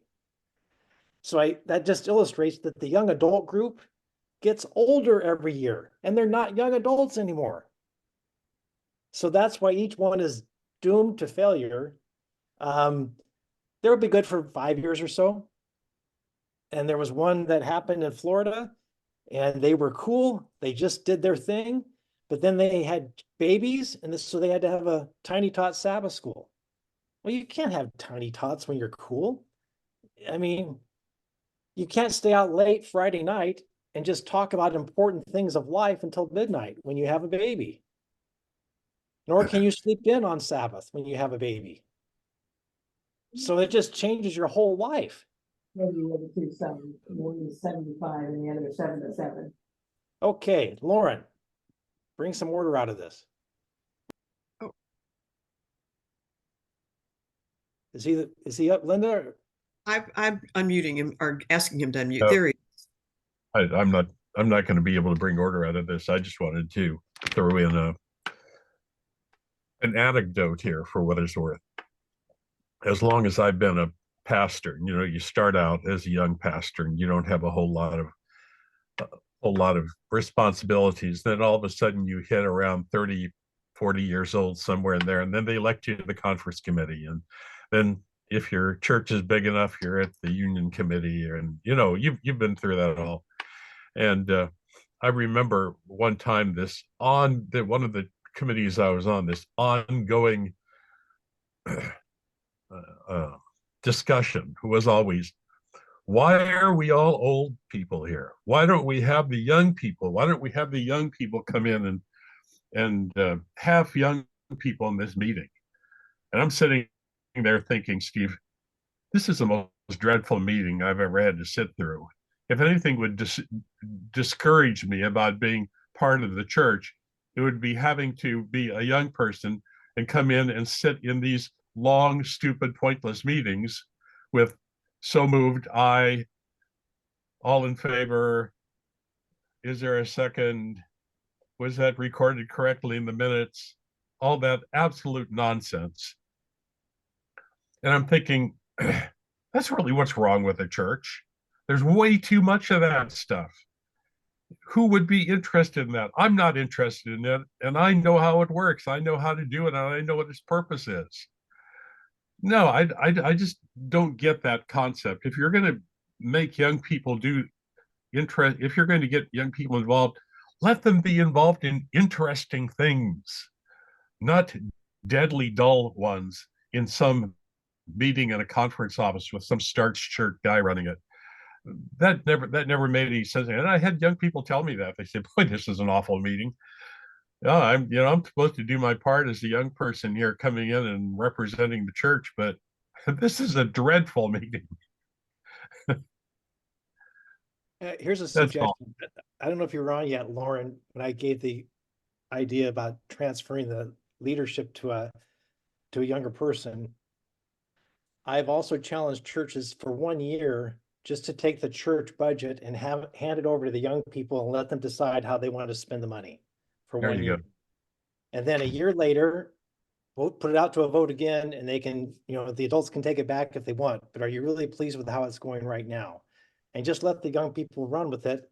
Again, I know of no church who's done this, but I think the young people would come if you said you have 10,000 or 50,000, or my church more than $500,000 that you need to spend next year. How should we do it? I think it would pique their interest. Yeah, hey, that's a good idea. That makes more sense than putting them on those dreadful, dull governance committees. Thank you, Lauren. I'm going to come to George because he was on before, as we all know, but he had some technical problems. But he tells me he solved them, and he's not going to be able to stay on a long time. But he has something to share. So George, please go ahead. Yeah, thank you. Can you hear me now? Yes. Yes. Oh, technical problems. I almost called my grandson. Well, Steve, now you heard my voice, so we are done. I can die in peace. No, look, I don't have. I won't take much time of it because what I have to say would take a lot of time. I summarized in the chat. I think that the main problem in the Adventist Church currently, and has always been, but it was not surfacey. It was being kept under the rug. Is the doctrinal chaos that we are facing. Many times I thought, should I invite some friends that are not Adventists or so to the church? For what? Well, if they decide to be Adventists, before I allow them to become Adventists, I feel the obligation to disclose everything that I know about the Adventists. I'll give them studies not about the Bible. I'll give them studies about the history, what happened into our church in so many years, and all the doctrinal issues that we are dealing with, they are still in the back burner. Like, I appreciate what you do; it's great, but I would now sign up for ADRA instead of for the Adventist Church to help in social issues. But as a church, I would never pick the Adventist Church to be my church again. You see, and I got 16 years of Adventist education and a degree in theology in class of 72, a long time ago, and all that. But I think that until, as I wrote in the church, until the church sanitizes the doctrinal issues, all other issues are actually minor. How do we want to keep the youth in the church? And at the same time, to do that, we probably have to hide a lot of things, hide a lot of information, because if we tell them that the church, as I resent from my youth, the church has been duping me for so many years, until in the 80s I started reading literature. I say, wait a minute, this happened, that happened, this is happening, this. Nobody told me that, and here I am. No, that's dishonesty. So for me, the problem the main problem with the church today is boiled down to one word. Dishonesty. How do we do that? And everyone in this seminar here, in this class right now, knows what I'm talking about because we have been discussing this for several months and for a long time. And so how do we justify to the youth, hey, we want you to stay, but this church here, this happened, this is happening, all that. We still have the women ordination problem. We still have a gender thing. We don't know how to handle and all that stuff. I don't know. I would not dare to ever bring someone, an outsider, to the church and say, hey, this is a good church, want to be a member? Sorry, I cannot do it. This is why I'm in this seminar, not in a church right now. Good to see you, Steve. We need to talk more another time. That would be great, George. I'm glad that you found a way to get your voice on. Thank you for that. In my experience, I have found that doctrine is extremely important, but I hardly ever use that word because when I do, young people tune out. It seems too abstract and theoretical to them. We are living out and discussing our doctrines on an ongoing basis, and every generation has to renew what their beliefs are.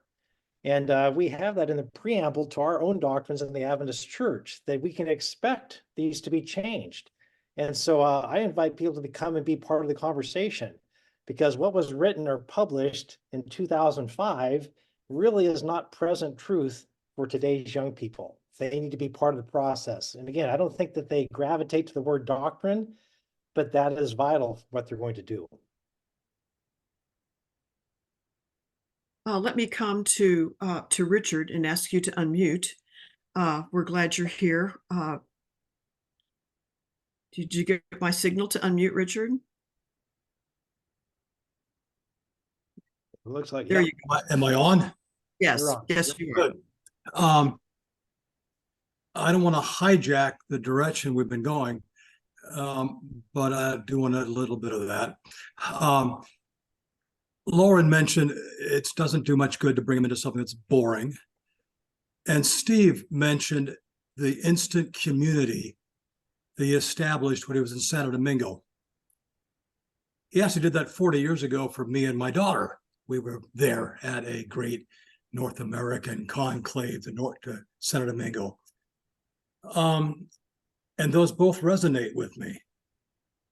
And it seems to me that as Adventists, we've been given a great gift of the Sabbath, in which God tells us that we cannot exercise our efforts in striving to build up our own kingdom. But he's never ruled out the ability to use those hours to build up our neighbors and our community. And about 40 years ago, there was a Camp Mybodin leader that promoted using the Sabbath hours for community involvement, doing something practical for them as a solution for our youth boredom, and truth be told, adult boredom. And I was impressed. I brought him to our church, which remained nameless, and he presented a seminar, and the church voted to do such a thing.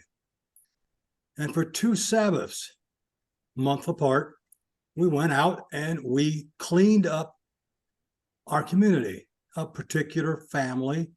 We raked, we weeded, we painted, we rebuilt walls. The entire church was involved. The little kids were excited. The youth were involved. It was the most exciting thing we'd done for years. And we did that a second time with a wheelchair ramp for someone who needed one. And we were ready to solicit needy families and needed community opportunities to participate by reaching out to social service agencies in town. You got the project? We, the Adventists, are prepared to do something about it. And we'll do that once a month. It was shot down ultimately by the Pharisaical party in the church. And we closed that. I've actually presented that to two future churches, each time having one support, each time seeing it die. That's why I'm bringing it here, because I'm not going to be bringing stuff forward very much longer. You can tell that. Steve's got another 10 years to do it. I think we have a strategy there that we can utilize. Sabbath hours for the good of our community, doing work, real finger scratching, bruising effort that involves energy and gets kids and adults working together for a common purpose that gives Sabbath and our church both meaning. An idea. It's a great idea, Richard. There's a person who did this about 2,000 years ago, and that was one of the reasons that the religious people crucified him, because they believed he was breaking the Sabbath, and their understanding was if they could get every Jew to keep the same Sabbath day holy, the Messiah would come. So ironically, they had to kill Jesus so that the Messiah could come in their understanding, and they were sincere. So I take this very, what shall I say? I'm worried because I'm one of them. I'm one of them. I will also tell you, Richard, that I have proposed the same thing when I was a youth pastor, and that's part of the reason I'm not a youth pastor anymore. My crucifixion does not bring the salvation of people like Jesus' crucifixion did. But I felt the pressure, and now as an itinerant person going from place to place, they don't crucify me because they know I'm going to be gone next week. So the people that are opposed to it don't say anything, whereas the young people say, oh, we would like something like that. We could get into that. That's actually what Jesus did, isn't it? So I'm dropping seeds and then running. But I will keep dropping seeds, and I think you're absolutely right. I don't think the Sabbath, I mean, long ago, John Brunt had his little pamphlet, A Day for Healing, which talks about the Sabbath being this kind of thing of healing, saving, sozoing people. And I don't think that we should only do service. I think Sabbath, more than any other day, is a time of worship. We worship every day, but especially on Sabbath. But service is a form of worship as well. And so I'm with you, Richard. I think that we are losing the Sabbath. We have killed it. And young people could find it anew in ways you described. I'm with you. I will tell you that at my church, which is I would call a progressive church, we've had a number of people leave because our previous pastor tried to implement some of those things. You know, I learned before I come to Chris, I learned something in my study and preparation for the Sabbath school lesson this week, which in one part, the lesson authors trying to sort of promote some sort of multiculturalism, and talking about when the account in Mark and also in Matthew where Jesus fed the 4,000.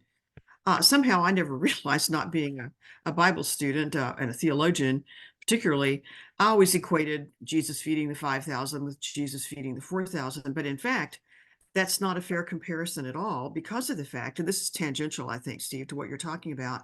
What I realized in my preparation is that when Jesus asked his disciples to take the loaf that he broke up, because those 4,000 people were there up in that area of Tyre and Sidon, what he asked them to do was in direct violation to Jewish Mosaic law, because they were eating and consorting with Gentiles as a result of distributing the food, something that would never have been considered appropriate for them to do under their Jewish law. And so it's just another way of recognizing, I think, that whereas we look at Paul as being the one, who was so opening doors and minds in that regard, that Jesus really set the stage. He's the one that broke the mold when he set the disciples out. I have always contended that the only reason that the three elements, or three or four, that James insisted that the new Gentile converts would have to do and not have to become faux Jews in order to become Christians, were those few things like not eating meat offered to idols and blood and sexual immorality, was for really no other significant purpose than that they could all have potluck together, because the Jews would not sit down to eat with Gentiles that did those things. And so once again, it's the thing that we see is us and them. And that's much of what has been described here. But let me just say that. And Yeah, I think, Linda, you show what often happens with people is we keep reducing smaller and smaller and smaller, and it becomes us against all of them. And this happens with ageism, which is kind of what I'm talking about here. It also happens with others when you talk about minority groups or different ethnic groups. It happens with different religious groups. It happens with different ethnicities, different nationalities. We tend to get smaller and hunker down. And the promise given to Abram back in Genesis 12 was that he would be a blessing to all people. And Jesus demonstrated about this by going, like you said, to Tyre and Sidon. Think about the woman at the well, the Samaritan. So Jesus was always expanding, and told his disciples, Jerusalem, Judea, Samaria, ends of the earth. And so to the degree that we are hunkering down, we are going the opposite of Jesus, who came to save all. Exactly. Thank you. So Chris, you've been a patient man. What do you want to say to Steve? First, I want to say happy Sabbath to Steve, because I haven't done that in a long, long time.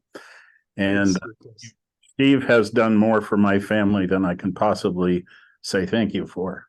So I wasn't here for most of the presentation. I was at Brick and Mortar Church playing my guitar this morning, and with a couple other guitarists and a very dear, sweet daughter of one of the guitarists on ukulele. So we had a wonderful time. And then the collegians were home with about 10 of them that played Mary Did You Know and Go Tell It on the Mountain. So that's my Chico church. And Steve knows I've been a pastor for years. And one footnote to your comment about camp meetings, Steve, is I believe the transition from adult 2 to Pepperwood Pavilion has taken place now. I think all the people who were 80 when I started there doing tape ministry, they don't do tapes anymore, they do MP3s.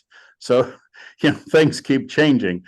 And this last summer, I believe the music from Adult 2 and Gary Venden had the early morning meeting, which was 9 o'clock. And I believe the trend, there is no division now anymore, because Adult 2 has been invited to come up, because all the 70 and 80-year-olds have passed away, and all the people who were 60 and 40 and 50 have moved on up. It's very interesting that's kind of the postscript on that. Thanks. Why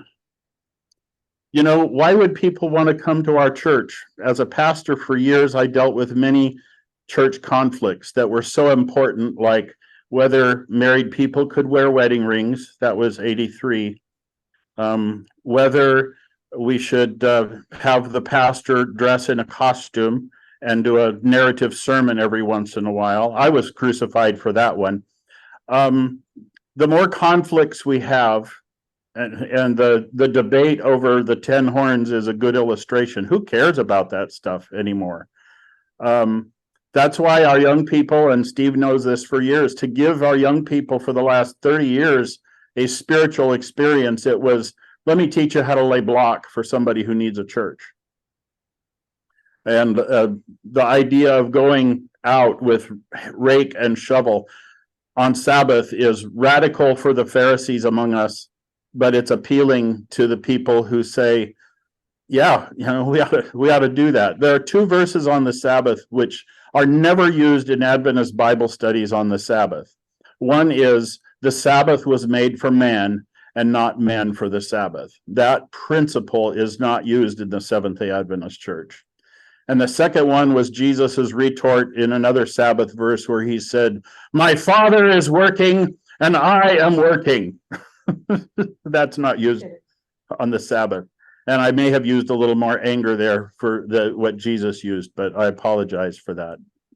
You ought to throw in the Jericho story, 7 days in a row of marching around Jericho. Which day did they fight? Anyway, keep going. Which day did the walls fall down on? That's the question, right out of the Jericho story. Somebody marched around the walls on the Sabbath day. There's no way to avoid that. which was apparently acceptable Sabbath activity, you know, to take the ark out and the trumpeters and brandish your swords. I like to think that the walls fell down on a Wednesday, maybe. Anyway, I think you're the tail end of your comment, Steve, that the aging of our leadership and the failure to retire. This was a topic at the fall meeting, was we have all these pastors who aren't retiring, but might retire soon. And then what are we going to do when we lose so many of our pastors and we haven't made being a pastor as attractive enough for people to want to be one? And there are many of us gray-haired pastors who maybe got burned out or maybe got tired of all the conflicts over petty stuff in the church to say, yeah, think twice about being a pastor, or maybe 5 times before you decide, and then be prepared for Pharisaism to still rule the day in your local congregation. And you may have dreams and hopes and desires to get people out painting houses on Sabbath afternoon, but think 5 times about that too before you suggest that, because it may not go over well. Thank you. Anyway, love you, Steve. Love everybody here, and happy Sabbath to everybody. Thank you, Chris.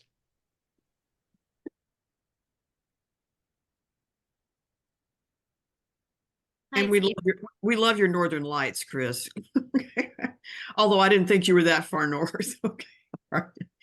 Carolyn, I see that you've unmuted. I'm glad to see you today. Please share with us what's on your mind. Oh, it's so nice to see your tree too, your Christmas tree. Holiday.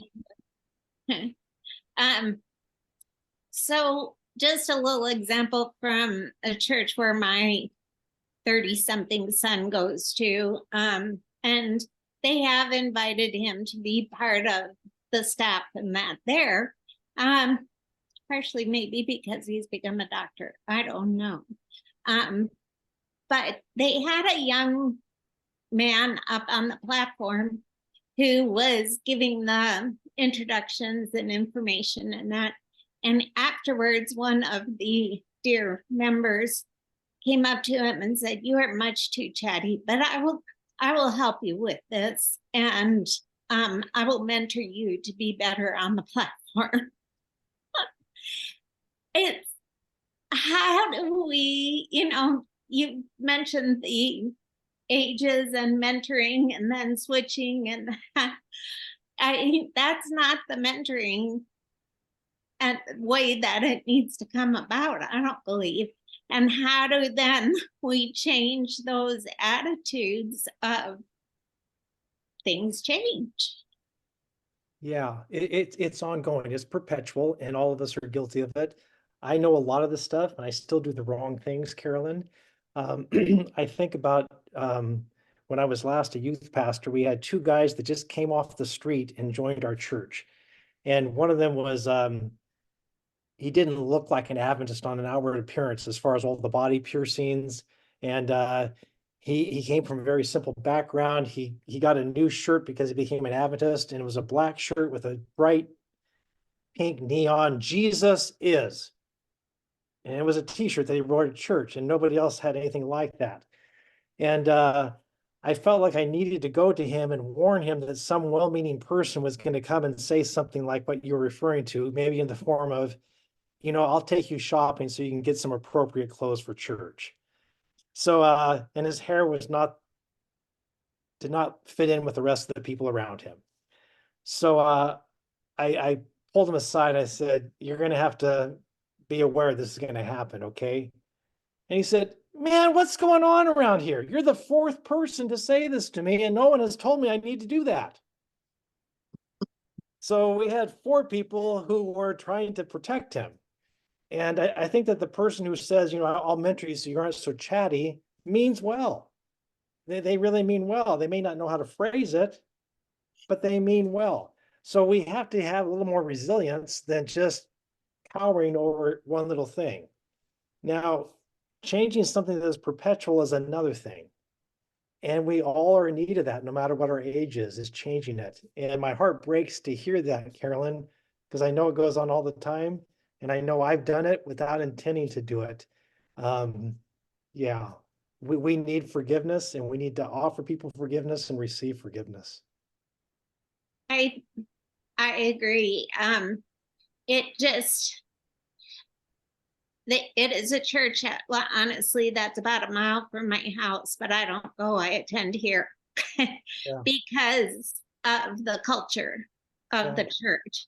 Yeah. And I appreciate this group because we're international, and I get lots of input and ideas from that are broader than what I grew up with. Yeah.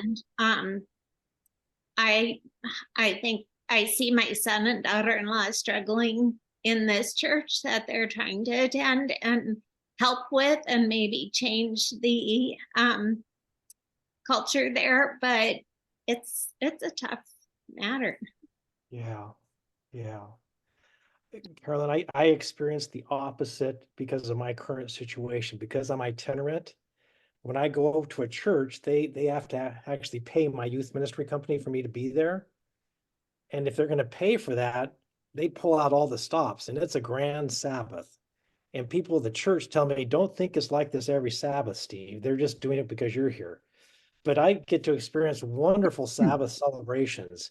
And I only get affirmation. Like I said, people who don't agree with me or like what I'm doing just don't waste their breath on me because they know I'm leaving. When I was a pastor in a church, I had the opposite. I rarely got a pat on the back because people thought, well, he's just doing what he's supposed to do. That's his job. Why do I have to go and pat him on the back? But anyone who didn't like what I did came to me and complained. So I had a disproportionate amount of negative input when I pastored in one place. Now that I'm not pastoring in one place, but moving from place to place, I have a disproportionate amount of positive feedback. So I'm not dealing with the real world at all, either way. But I'm finding this one much more enjoyable. But the other is crucial. I mean, didn't Jesus say, this is how they'll know you're my disciples? But the love you have for each other. I find it much easier to love a stranger than loving people at my church. That's when I really need God, is to be able to love the people at my church. And so I really think that our flawed community of faith is a place for God to work on me and thee together. We're both in need of help. And I don't think I mentioned this word forgiveness. I don't think we do very well at that. And I see that as a constant theme in the teachings of Jesus. Mm-hmm. Right, because in heaven someday we're all supposed to live side by side. So if we don't learn to get along here, is it suddenly going to be better there? Yes, you're right. We also don't do very well at repentance. I would like it if other people would repent, but I don't see any need for myself. You know, thank you, Carolyn. Before I come to Steve, to Ed rather, Steve, I read something recently. I don't know, others of you I won't mention the book particularly, but the author suggested that our approach to the gospel should be simply to baptize people who accept Jesus as their personal savior as quickly as we can. And then we should just simply allow them to choose what denomination they fit most comfortably with. And I said, in my case, I would probably choose to be an Anglican because I like high church and ritual. And you can observe the Sabbath anyway, can't you? If you're an Anglican. But it seems like in our situation, the role is reversed, that we require people to accept the denominational tenets before we even allow them to be baptized. Yeah. In terms of denominations, I'll mention this. This goes back to the year 2003, so 20 years ago. Christian Smith's research on the National Study of Youth and Religion found that in the United States, we no longer have denominations de facto. We may say that we're part of a denomination, but he said, young people today, these are churched and unchurched young people. Mm-hmm. To them, the denominations make absolutely no difference whatsoever. And so that was 20 years ago with young people. So these are people that are now in their 30s and late 30s that we might have the denominations, but it doesn't really mean much to them. Exactly. I think that's exactly the point. Yes, thank you. Well, Ed, you look professorial today. What words of wisdom have you got for us? Oh, wait a minute. How do I look professorial? I need to be able to repeat this. Well, you combed your hair. Oh. Always a plus. Yeah. I want to say two things. A number of years ago, I was pretty heavily involved in analyzing Adventist education for a purpose at the time.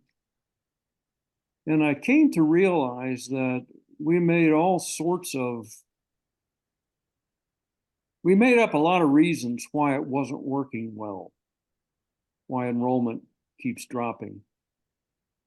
And they included things like it's too expensive, pastors don't push it like they used to, it's too far to the school, and several other nostrums that circulated around.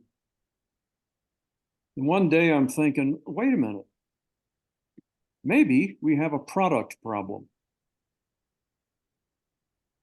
Maybe everything else just circulates around in theory, but maybe what we basically have is a product problem.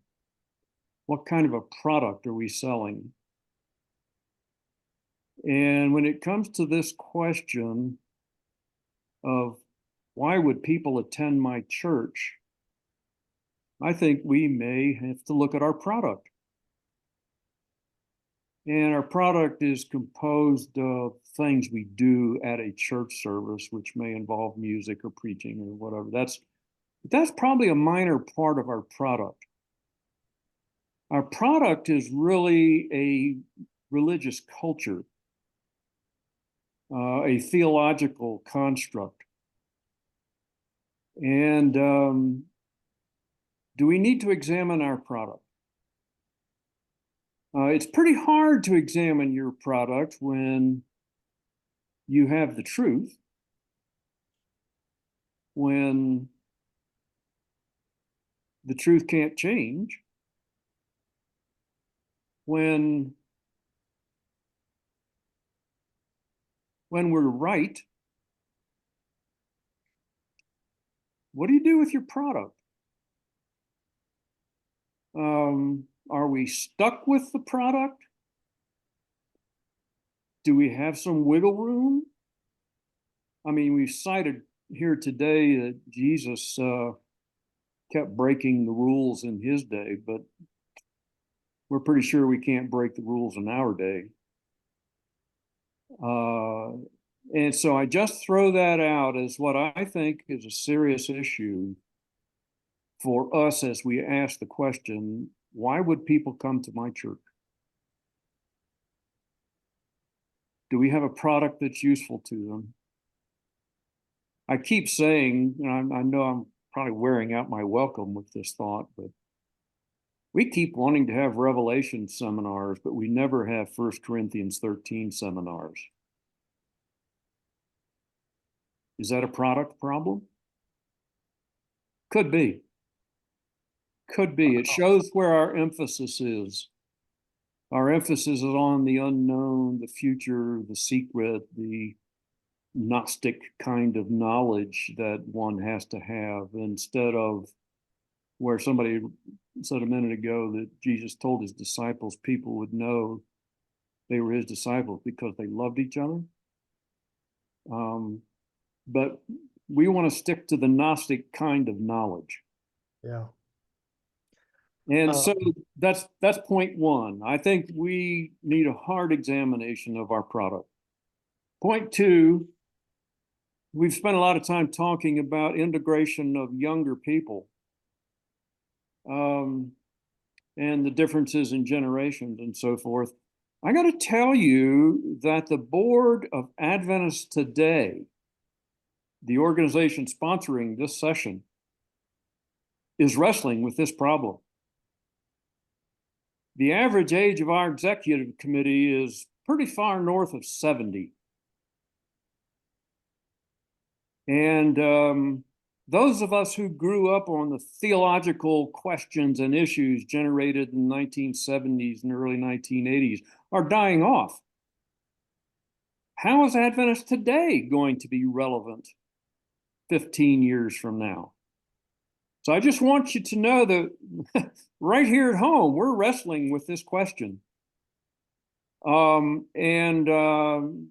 took an action just this week to identify younger board members, much younger, decades younger board members, and start replacing some of us old fogies with younger people, so that we can remain relevant to our audience, which will be changing.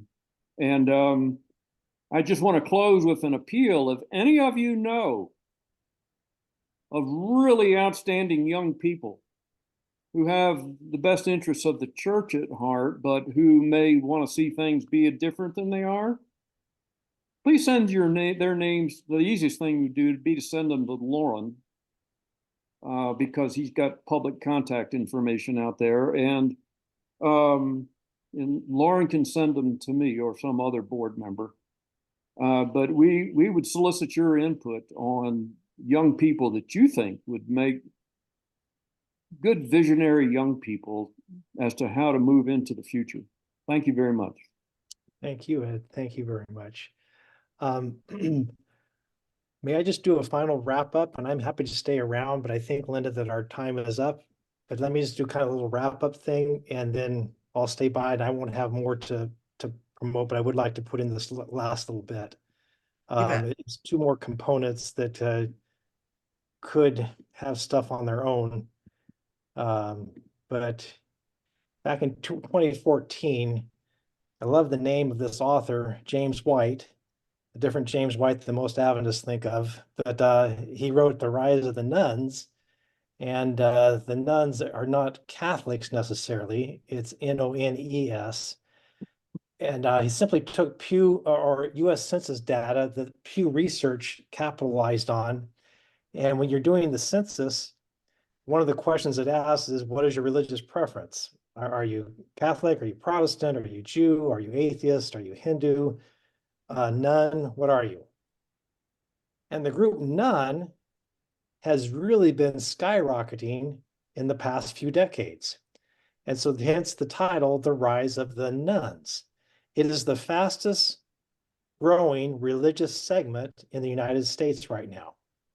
And it's more predominant among those in their 20s and 30s than it is for those in their 40s, 50s, and 60s. So the younger generations are going with none. That's 2014. Here's a book that came out just this year. Actually, it's the second edition about the nuns, and it breaks it down a little bit more.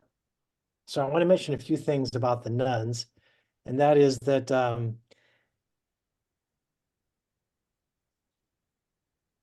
the nuns are not necessarily atheists. With an atheist, they will argue with you about whether or not God exists. So they will engage in the conversation. The nuns are not the agnostics who just really aren't sure. Maybe there is, maybe there isn't. God, I'm not sure. We really can't be sure about these things. The nuns are the people who say, let's change the topic. I don't want to waste my time. It would be like saying, next Sabbath, for our Adventist Today Sabbath School, we're going to talk about the investment in buggy whips. How many of you want to get a buggy whip? Are you into buggy whips? I don't have a buggy. I don't have a whip. Who cares about buggy whips? That's the way a nun feels about God and religion. I'm not opposed to it. I just don't want to waste my time with it.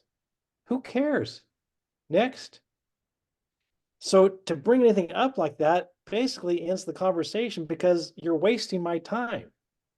I will not even debate. I have no time for this, and on we go. Fastest growing religious group in America, stronger with younger people than with older people. So this is a group that is a God, without God, no God. And yet it turns out that these people might better be described as dones rather than nuns. They are done with God, done with church, done with any of that kind of stuff. They have no interest. So that's the group that is going to need something more than just a repackaging or some perfume on what we've done in the past. And one last thing before I turn it back, and this is what I was supposed to be talking about today, and we finally get to it now that we're done. This term, intergenerational, it's a cumbersome term. And here's a book. Again, this is a revised edition. It came out 10 years ago, but this is the revised edition that just came out this year, Intergenerational Christian Formation. I will rephrase that. How to do discipleship no matter what your age is, and to do it with everybody. Yeah.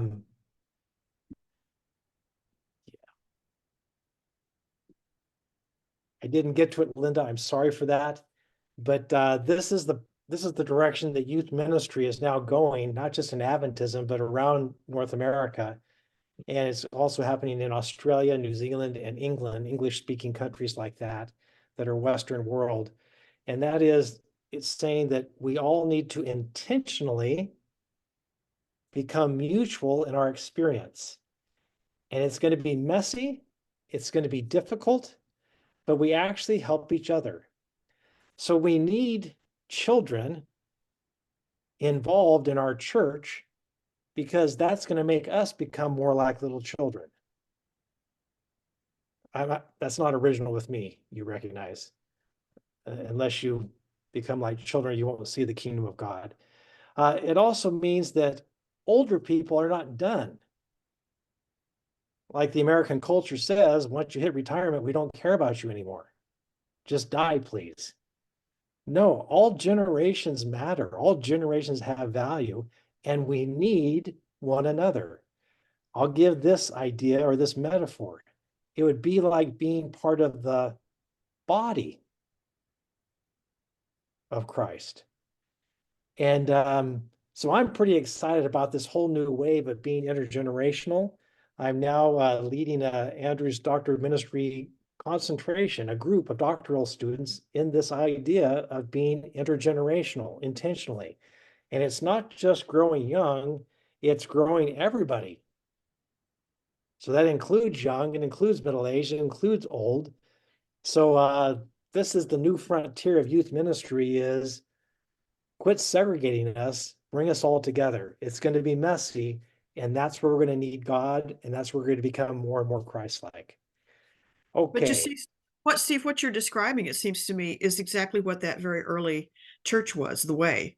I mean, that would be a perfect description, because it was surprising to me to learn not too long ago, when I've mentioned it here, but you wouldn't have heard me say it, that they didn't have theology. They didn't have theological constructs, that their involvement in the way was an emotional experience with their acceptance of Jesus as their personal savior. It was a heart, an affective construct more than a cognitive or theological construct. Yeah.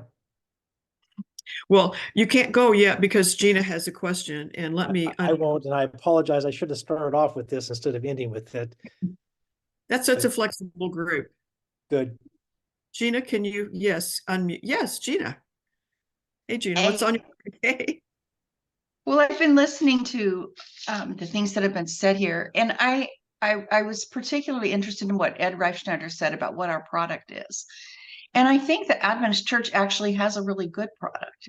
I mean, I think that we have schools where sometimes 100% of the kids in a high school class go to college. Whether they graduate or not is another story, but it's like 13% in public school.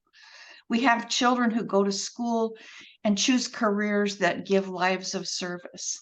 We have a medical and health idea that the world has just woken up to. But we trip over ourselves because we want to say, we told you so. We were right. You were wrong. It's such a turnoff to people. And right now, when he speaks of being intergenerational, the new generation doesn't care about LGBT people. They were asking about, bringing stakeholders to the table. We make all these policies about the church and whether we should let LGBT people in, but we never invite them to the table. We never hear what they have to say or what they want to talk about or how the church can serve their needs. And when you think about my children who are millennials, they don't care about LGBT. And the Bible doesn't say, for God so loved the straight people, for God so loved the old people, for God so loved the people who got 100% on a doctrinal test that he gave his only son. It's that God so loved the world. And I think until we get that message that God loves the world and invite everybody to the table and realize that everybody's a stakeholder and that these are not people that we need to hide away from and be kept away from, we have a good product, but we choke on our message and how we deliver it. Wow. That's just my 2 cents. Thank you, Gina. You said a lot there, and I'm a born and bred Adventist too. My bones were made out of fried chick. I think 2 good examples of being intergenerational. One you mentioned there, and that's Adventist education. I know that we could easily come up with horror stories about bad things that have happened in Adventist education, but a lot of good things have happened.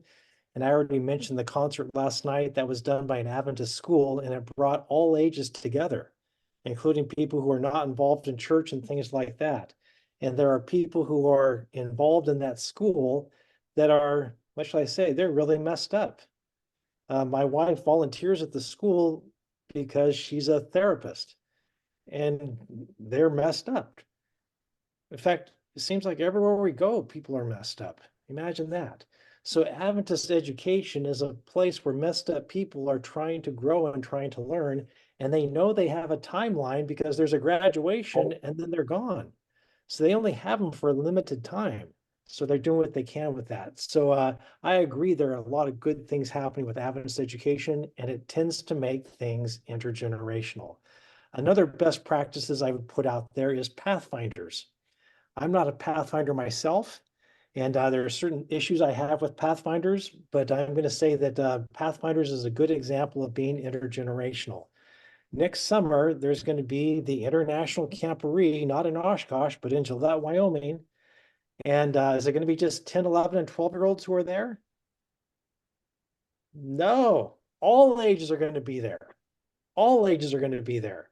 One of my doctoral students just sent me a picture of a camporee in Papua New Guinea that's happening this weekend, and they're sending more than 100 kids from Papua New Guinea to Gillette, Wyoming next year. Are they just going to put those kids on a plane, or are other ages going to go with them? So it's going to be all these ages. So you're going to have more people attending this intergenerational event next summer than what you have attending a general conference session in its heyday, pre-pandemic. The difference is it will be intergenerational, whereas the general conference session is mainly old people. Also, the Pathfinders will do something. I think we stumble on trying to have doctrinal purity, and that the way of the church is that we all have to think the same and we all have to embrace the same truths. And I think until we get over that, we're not going anywhere. How can we get over that, Gina? I just, it's not for me. It's just not for me. Well, I really think that to some degree, we have to trust God to take care of this himself, because we certainly can't. And for those of us pastors who won't retire, even though we won't retire, eventually we're going to die. So this fear about we're going to lose half of the pastors in North America, okay. Will the church survive? That's a question for God. Mm-hmm. God has plenty of people. God can equip people even without a seminary degree. And I teach for Andrews, but God can do that. For those who want to argue about, women in ministry, well, your choice is a woman or nobody. I mean, you don't have another choice. Or your choice is going to be somebody from Uganda or nobody. That's your choice, because they're coming from other parts of the world. So even if we don't, I cannot let go of the doctrines of the Adventist church the way I believe them because I'm right and everybody else is wrong. Well, I'm going to die. So it doesn't matter what I think. It's what the next group comes up with. That's going to be what does it. So it's always in a state of flux. Only God is eternal. And I think that we sometimes take it upon ourselves to play the role of God.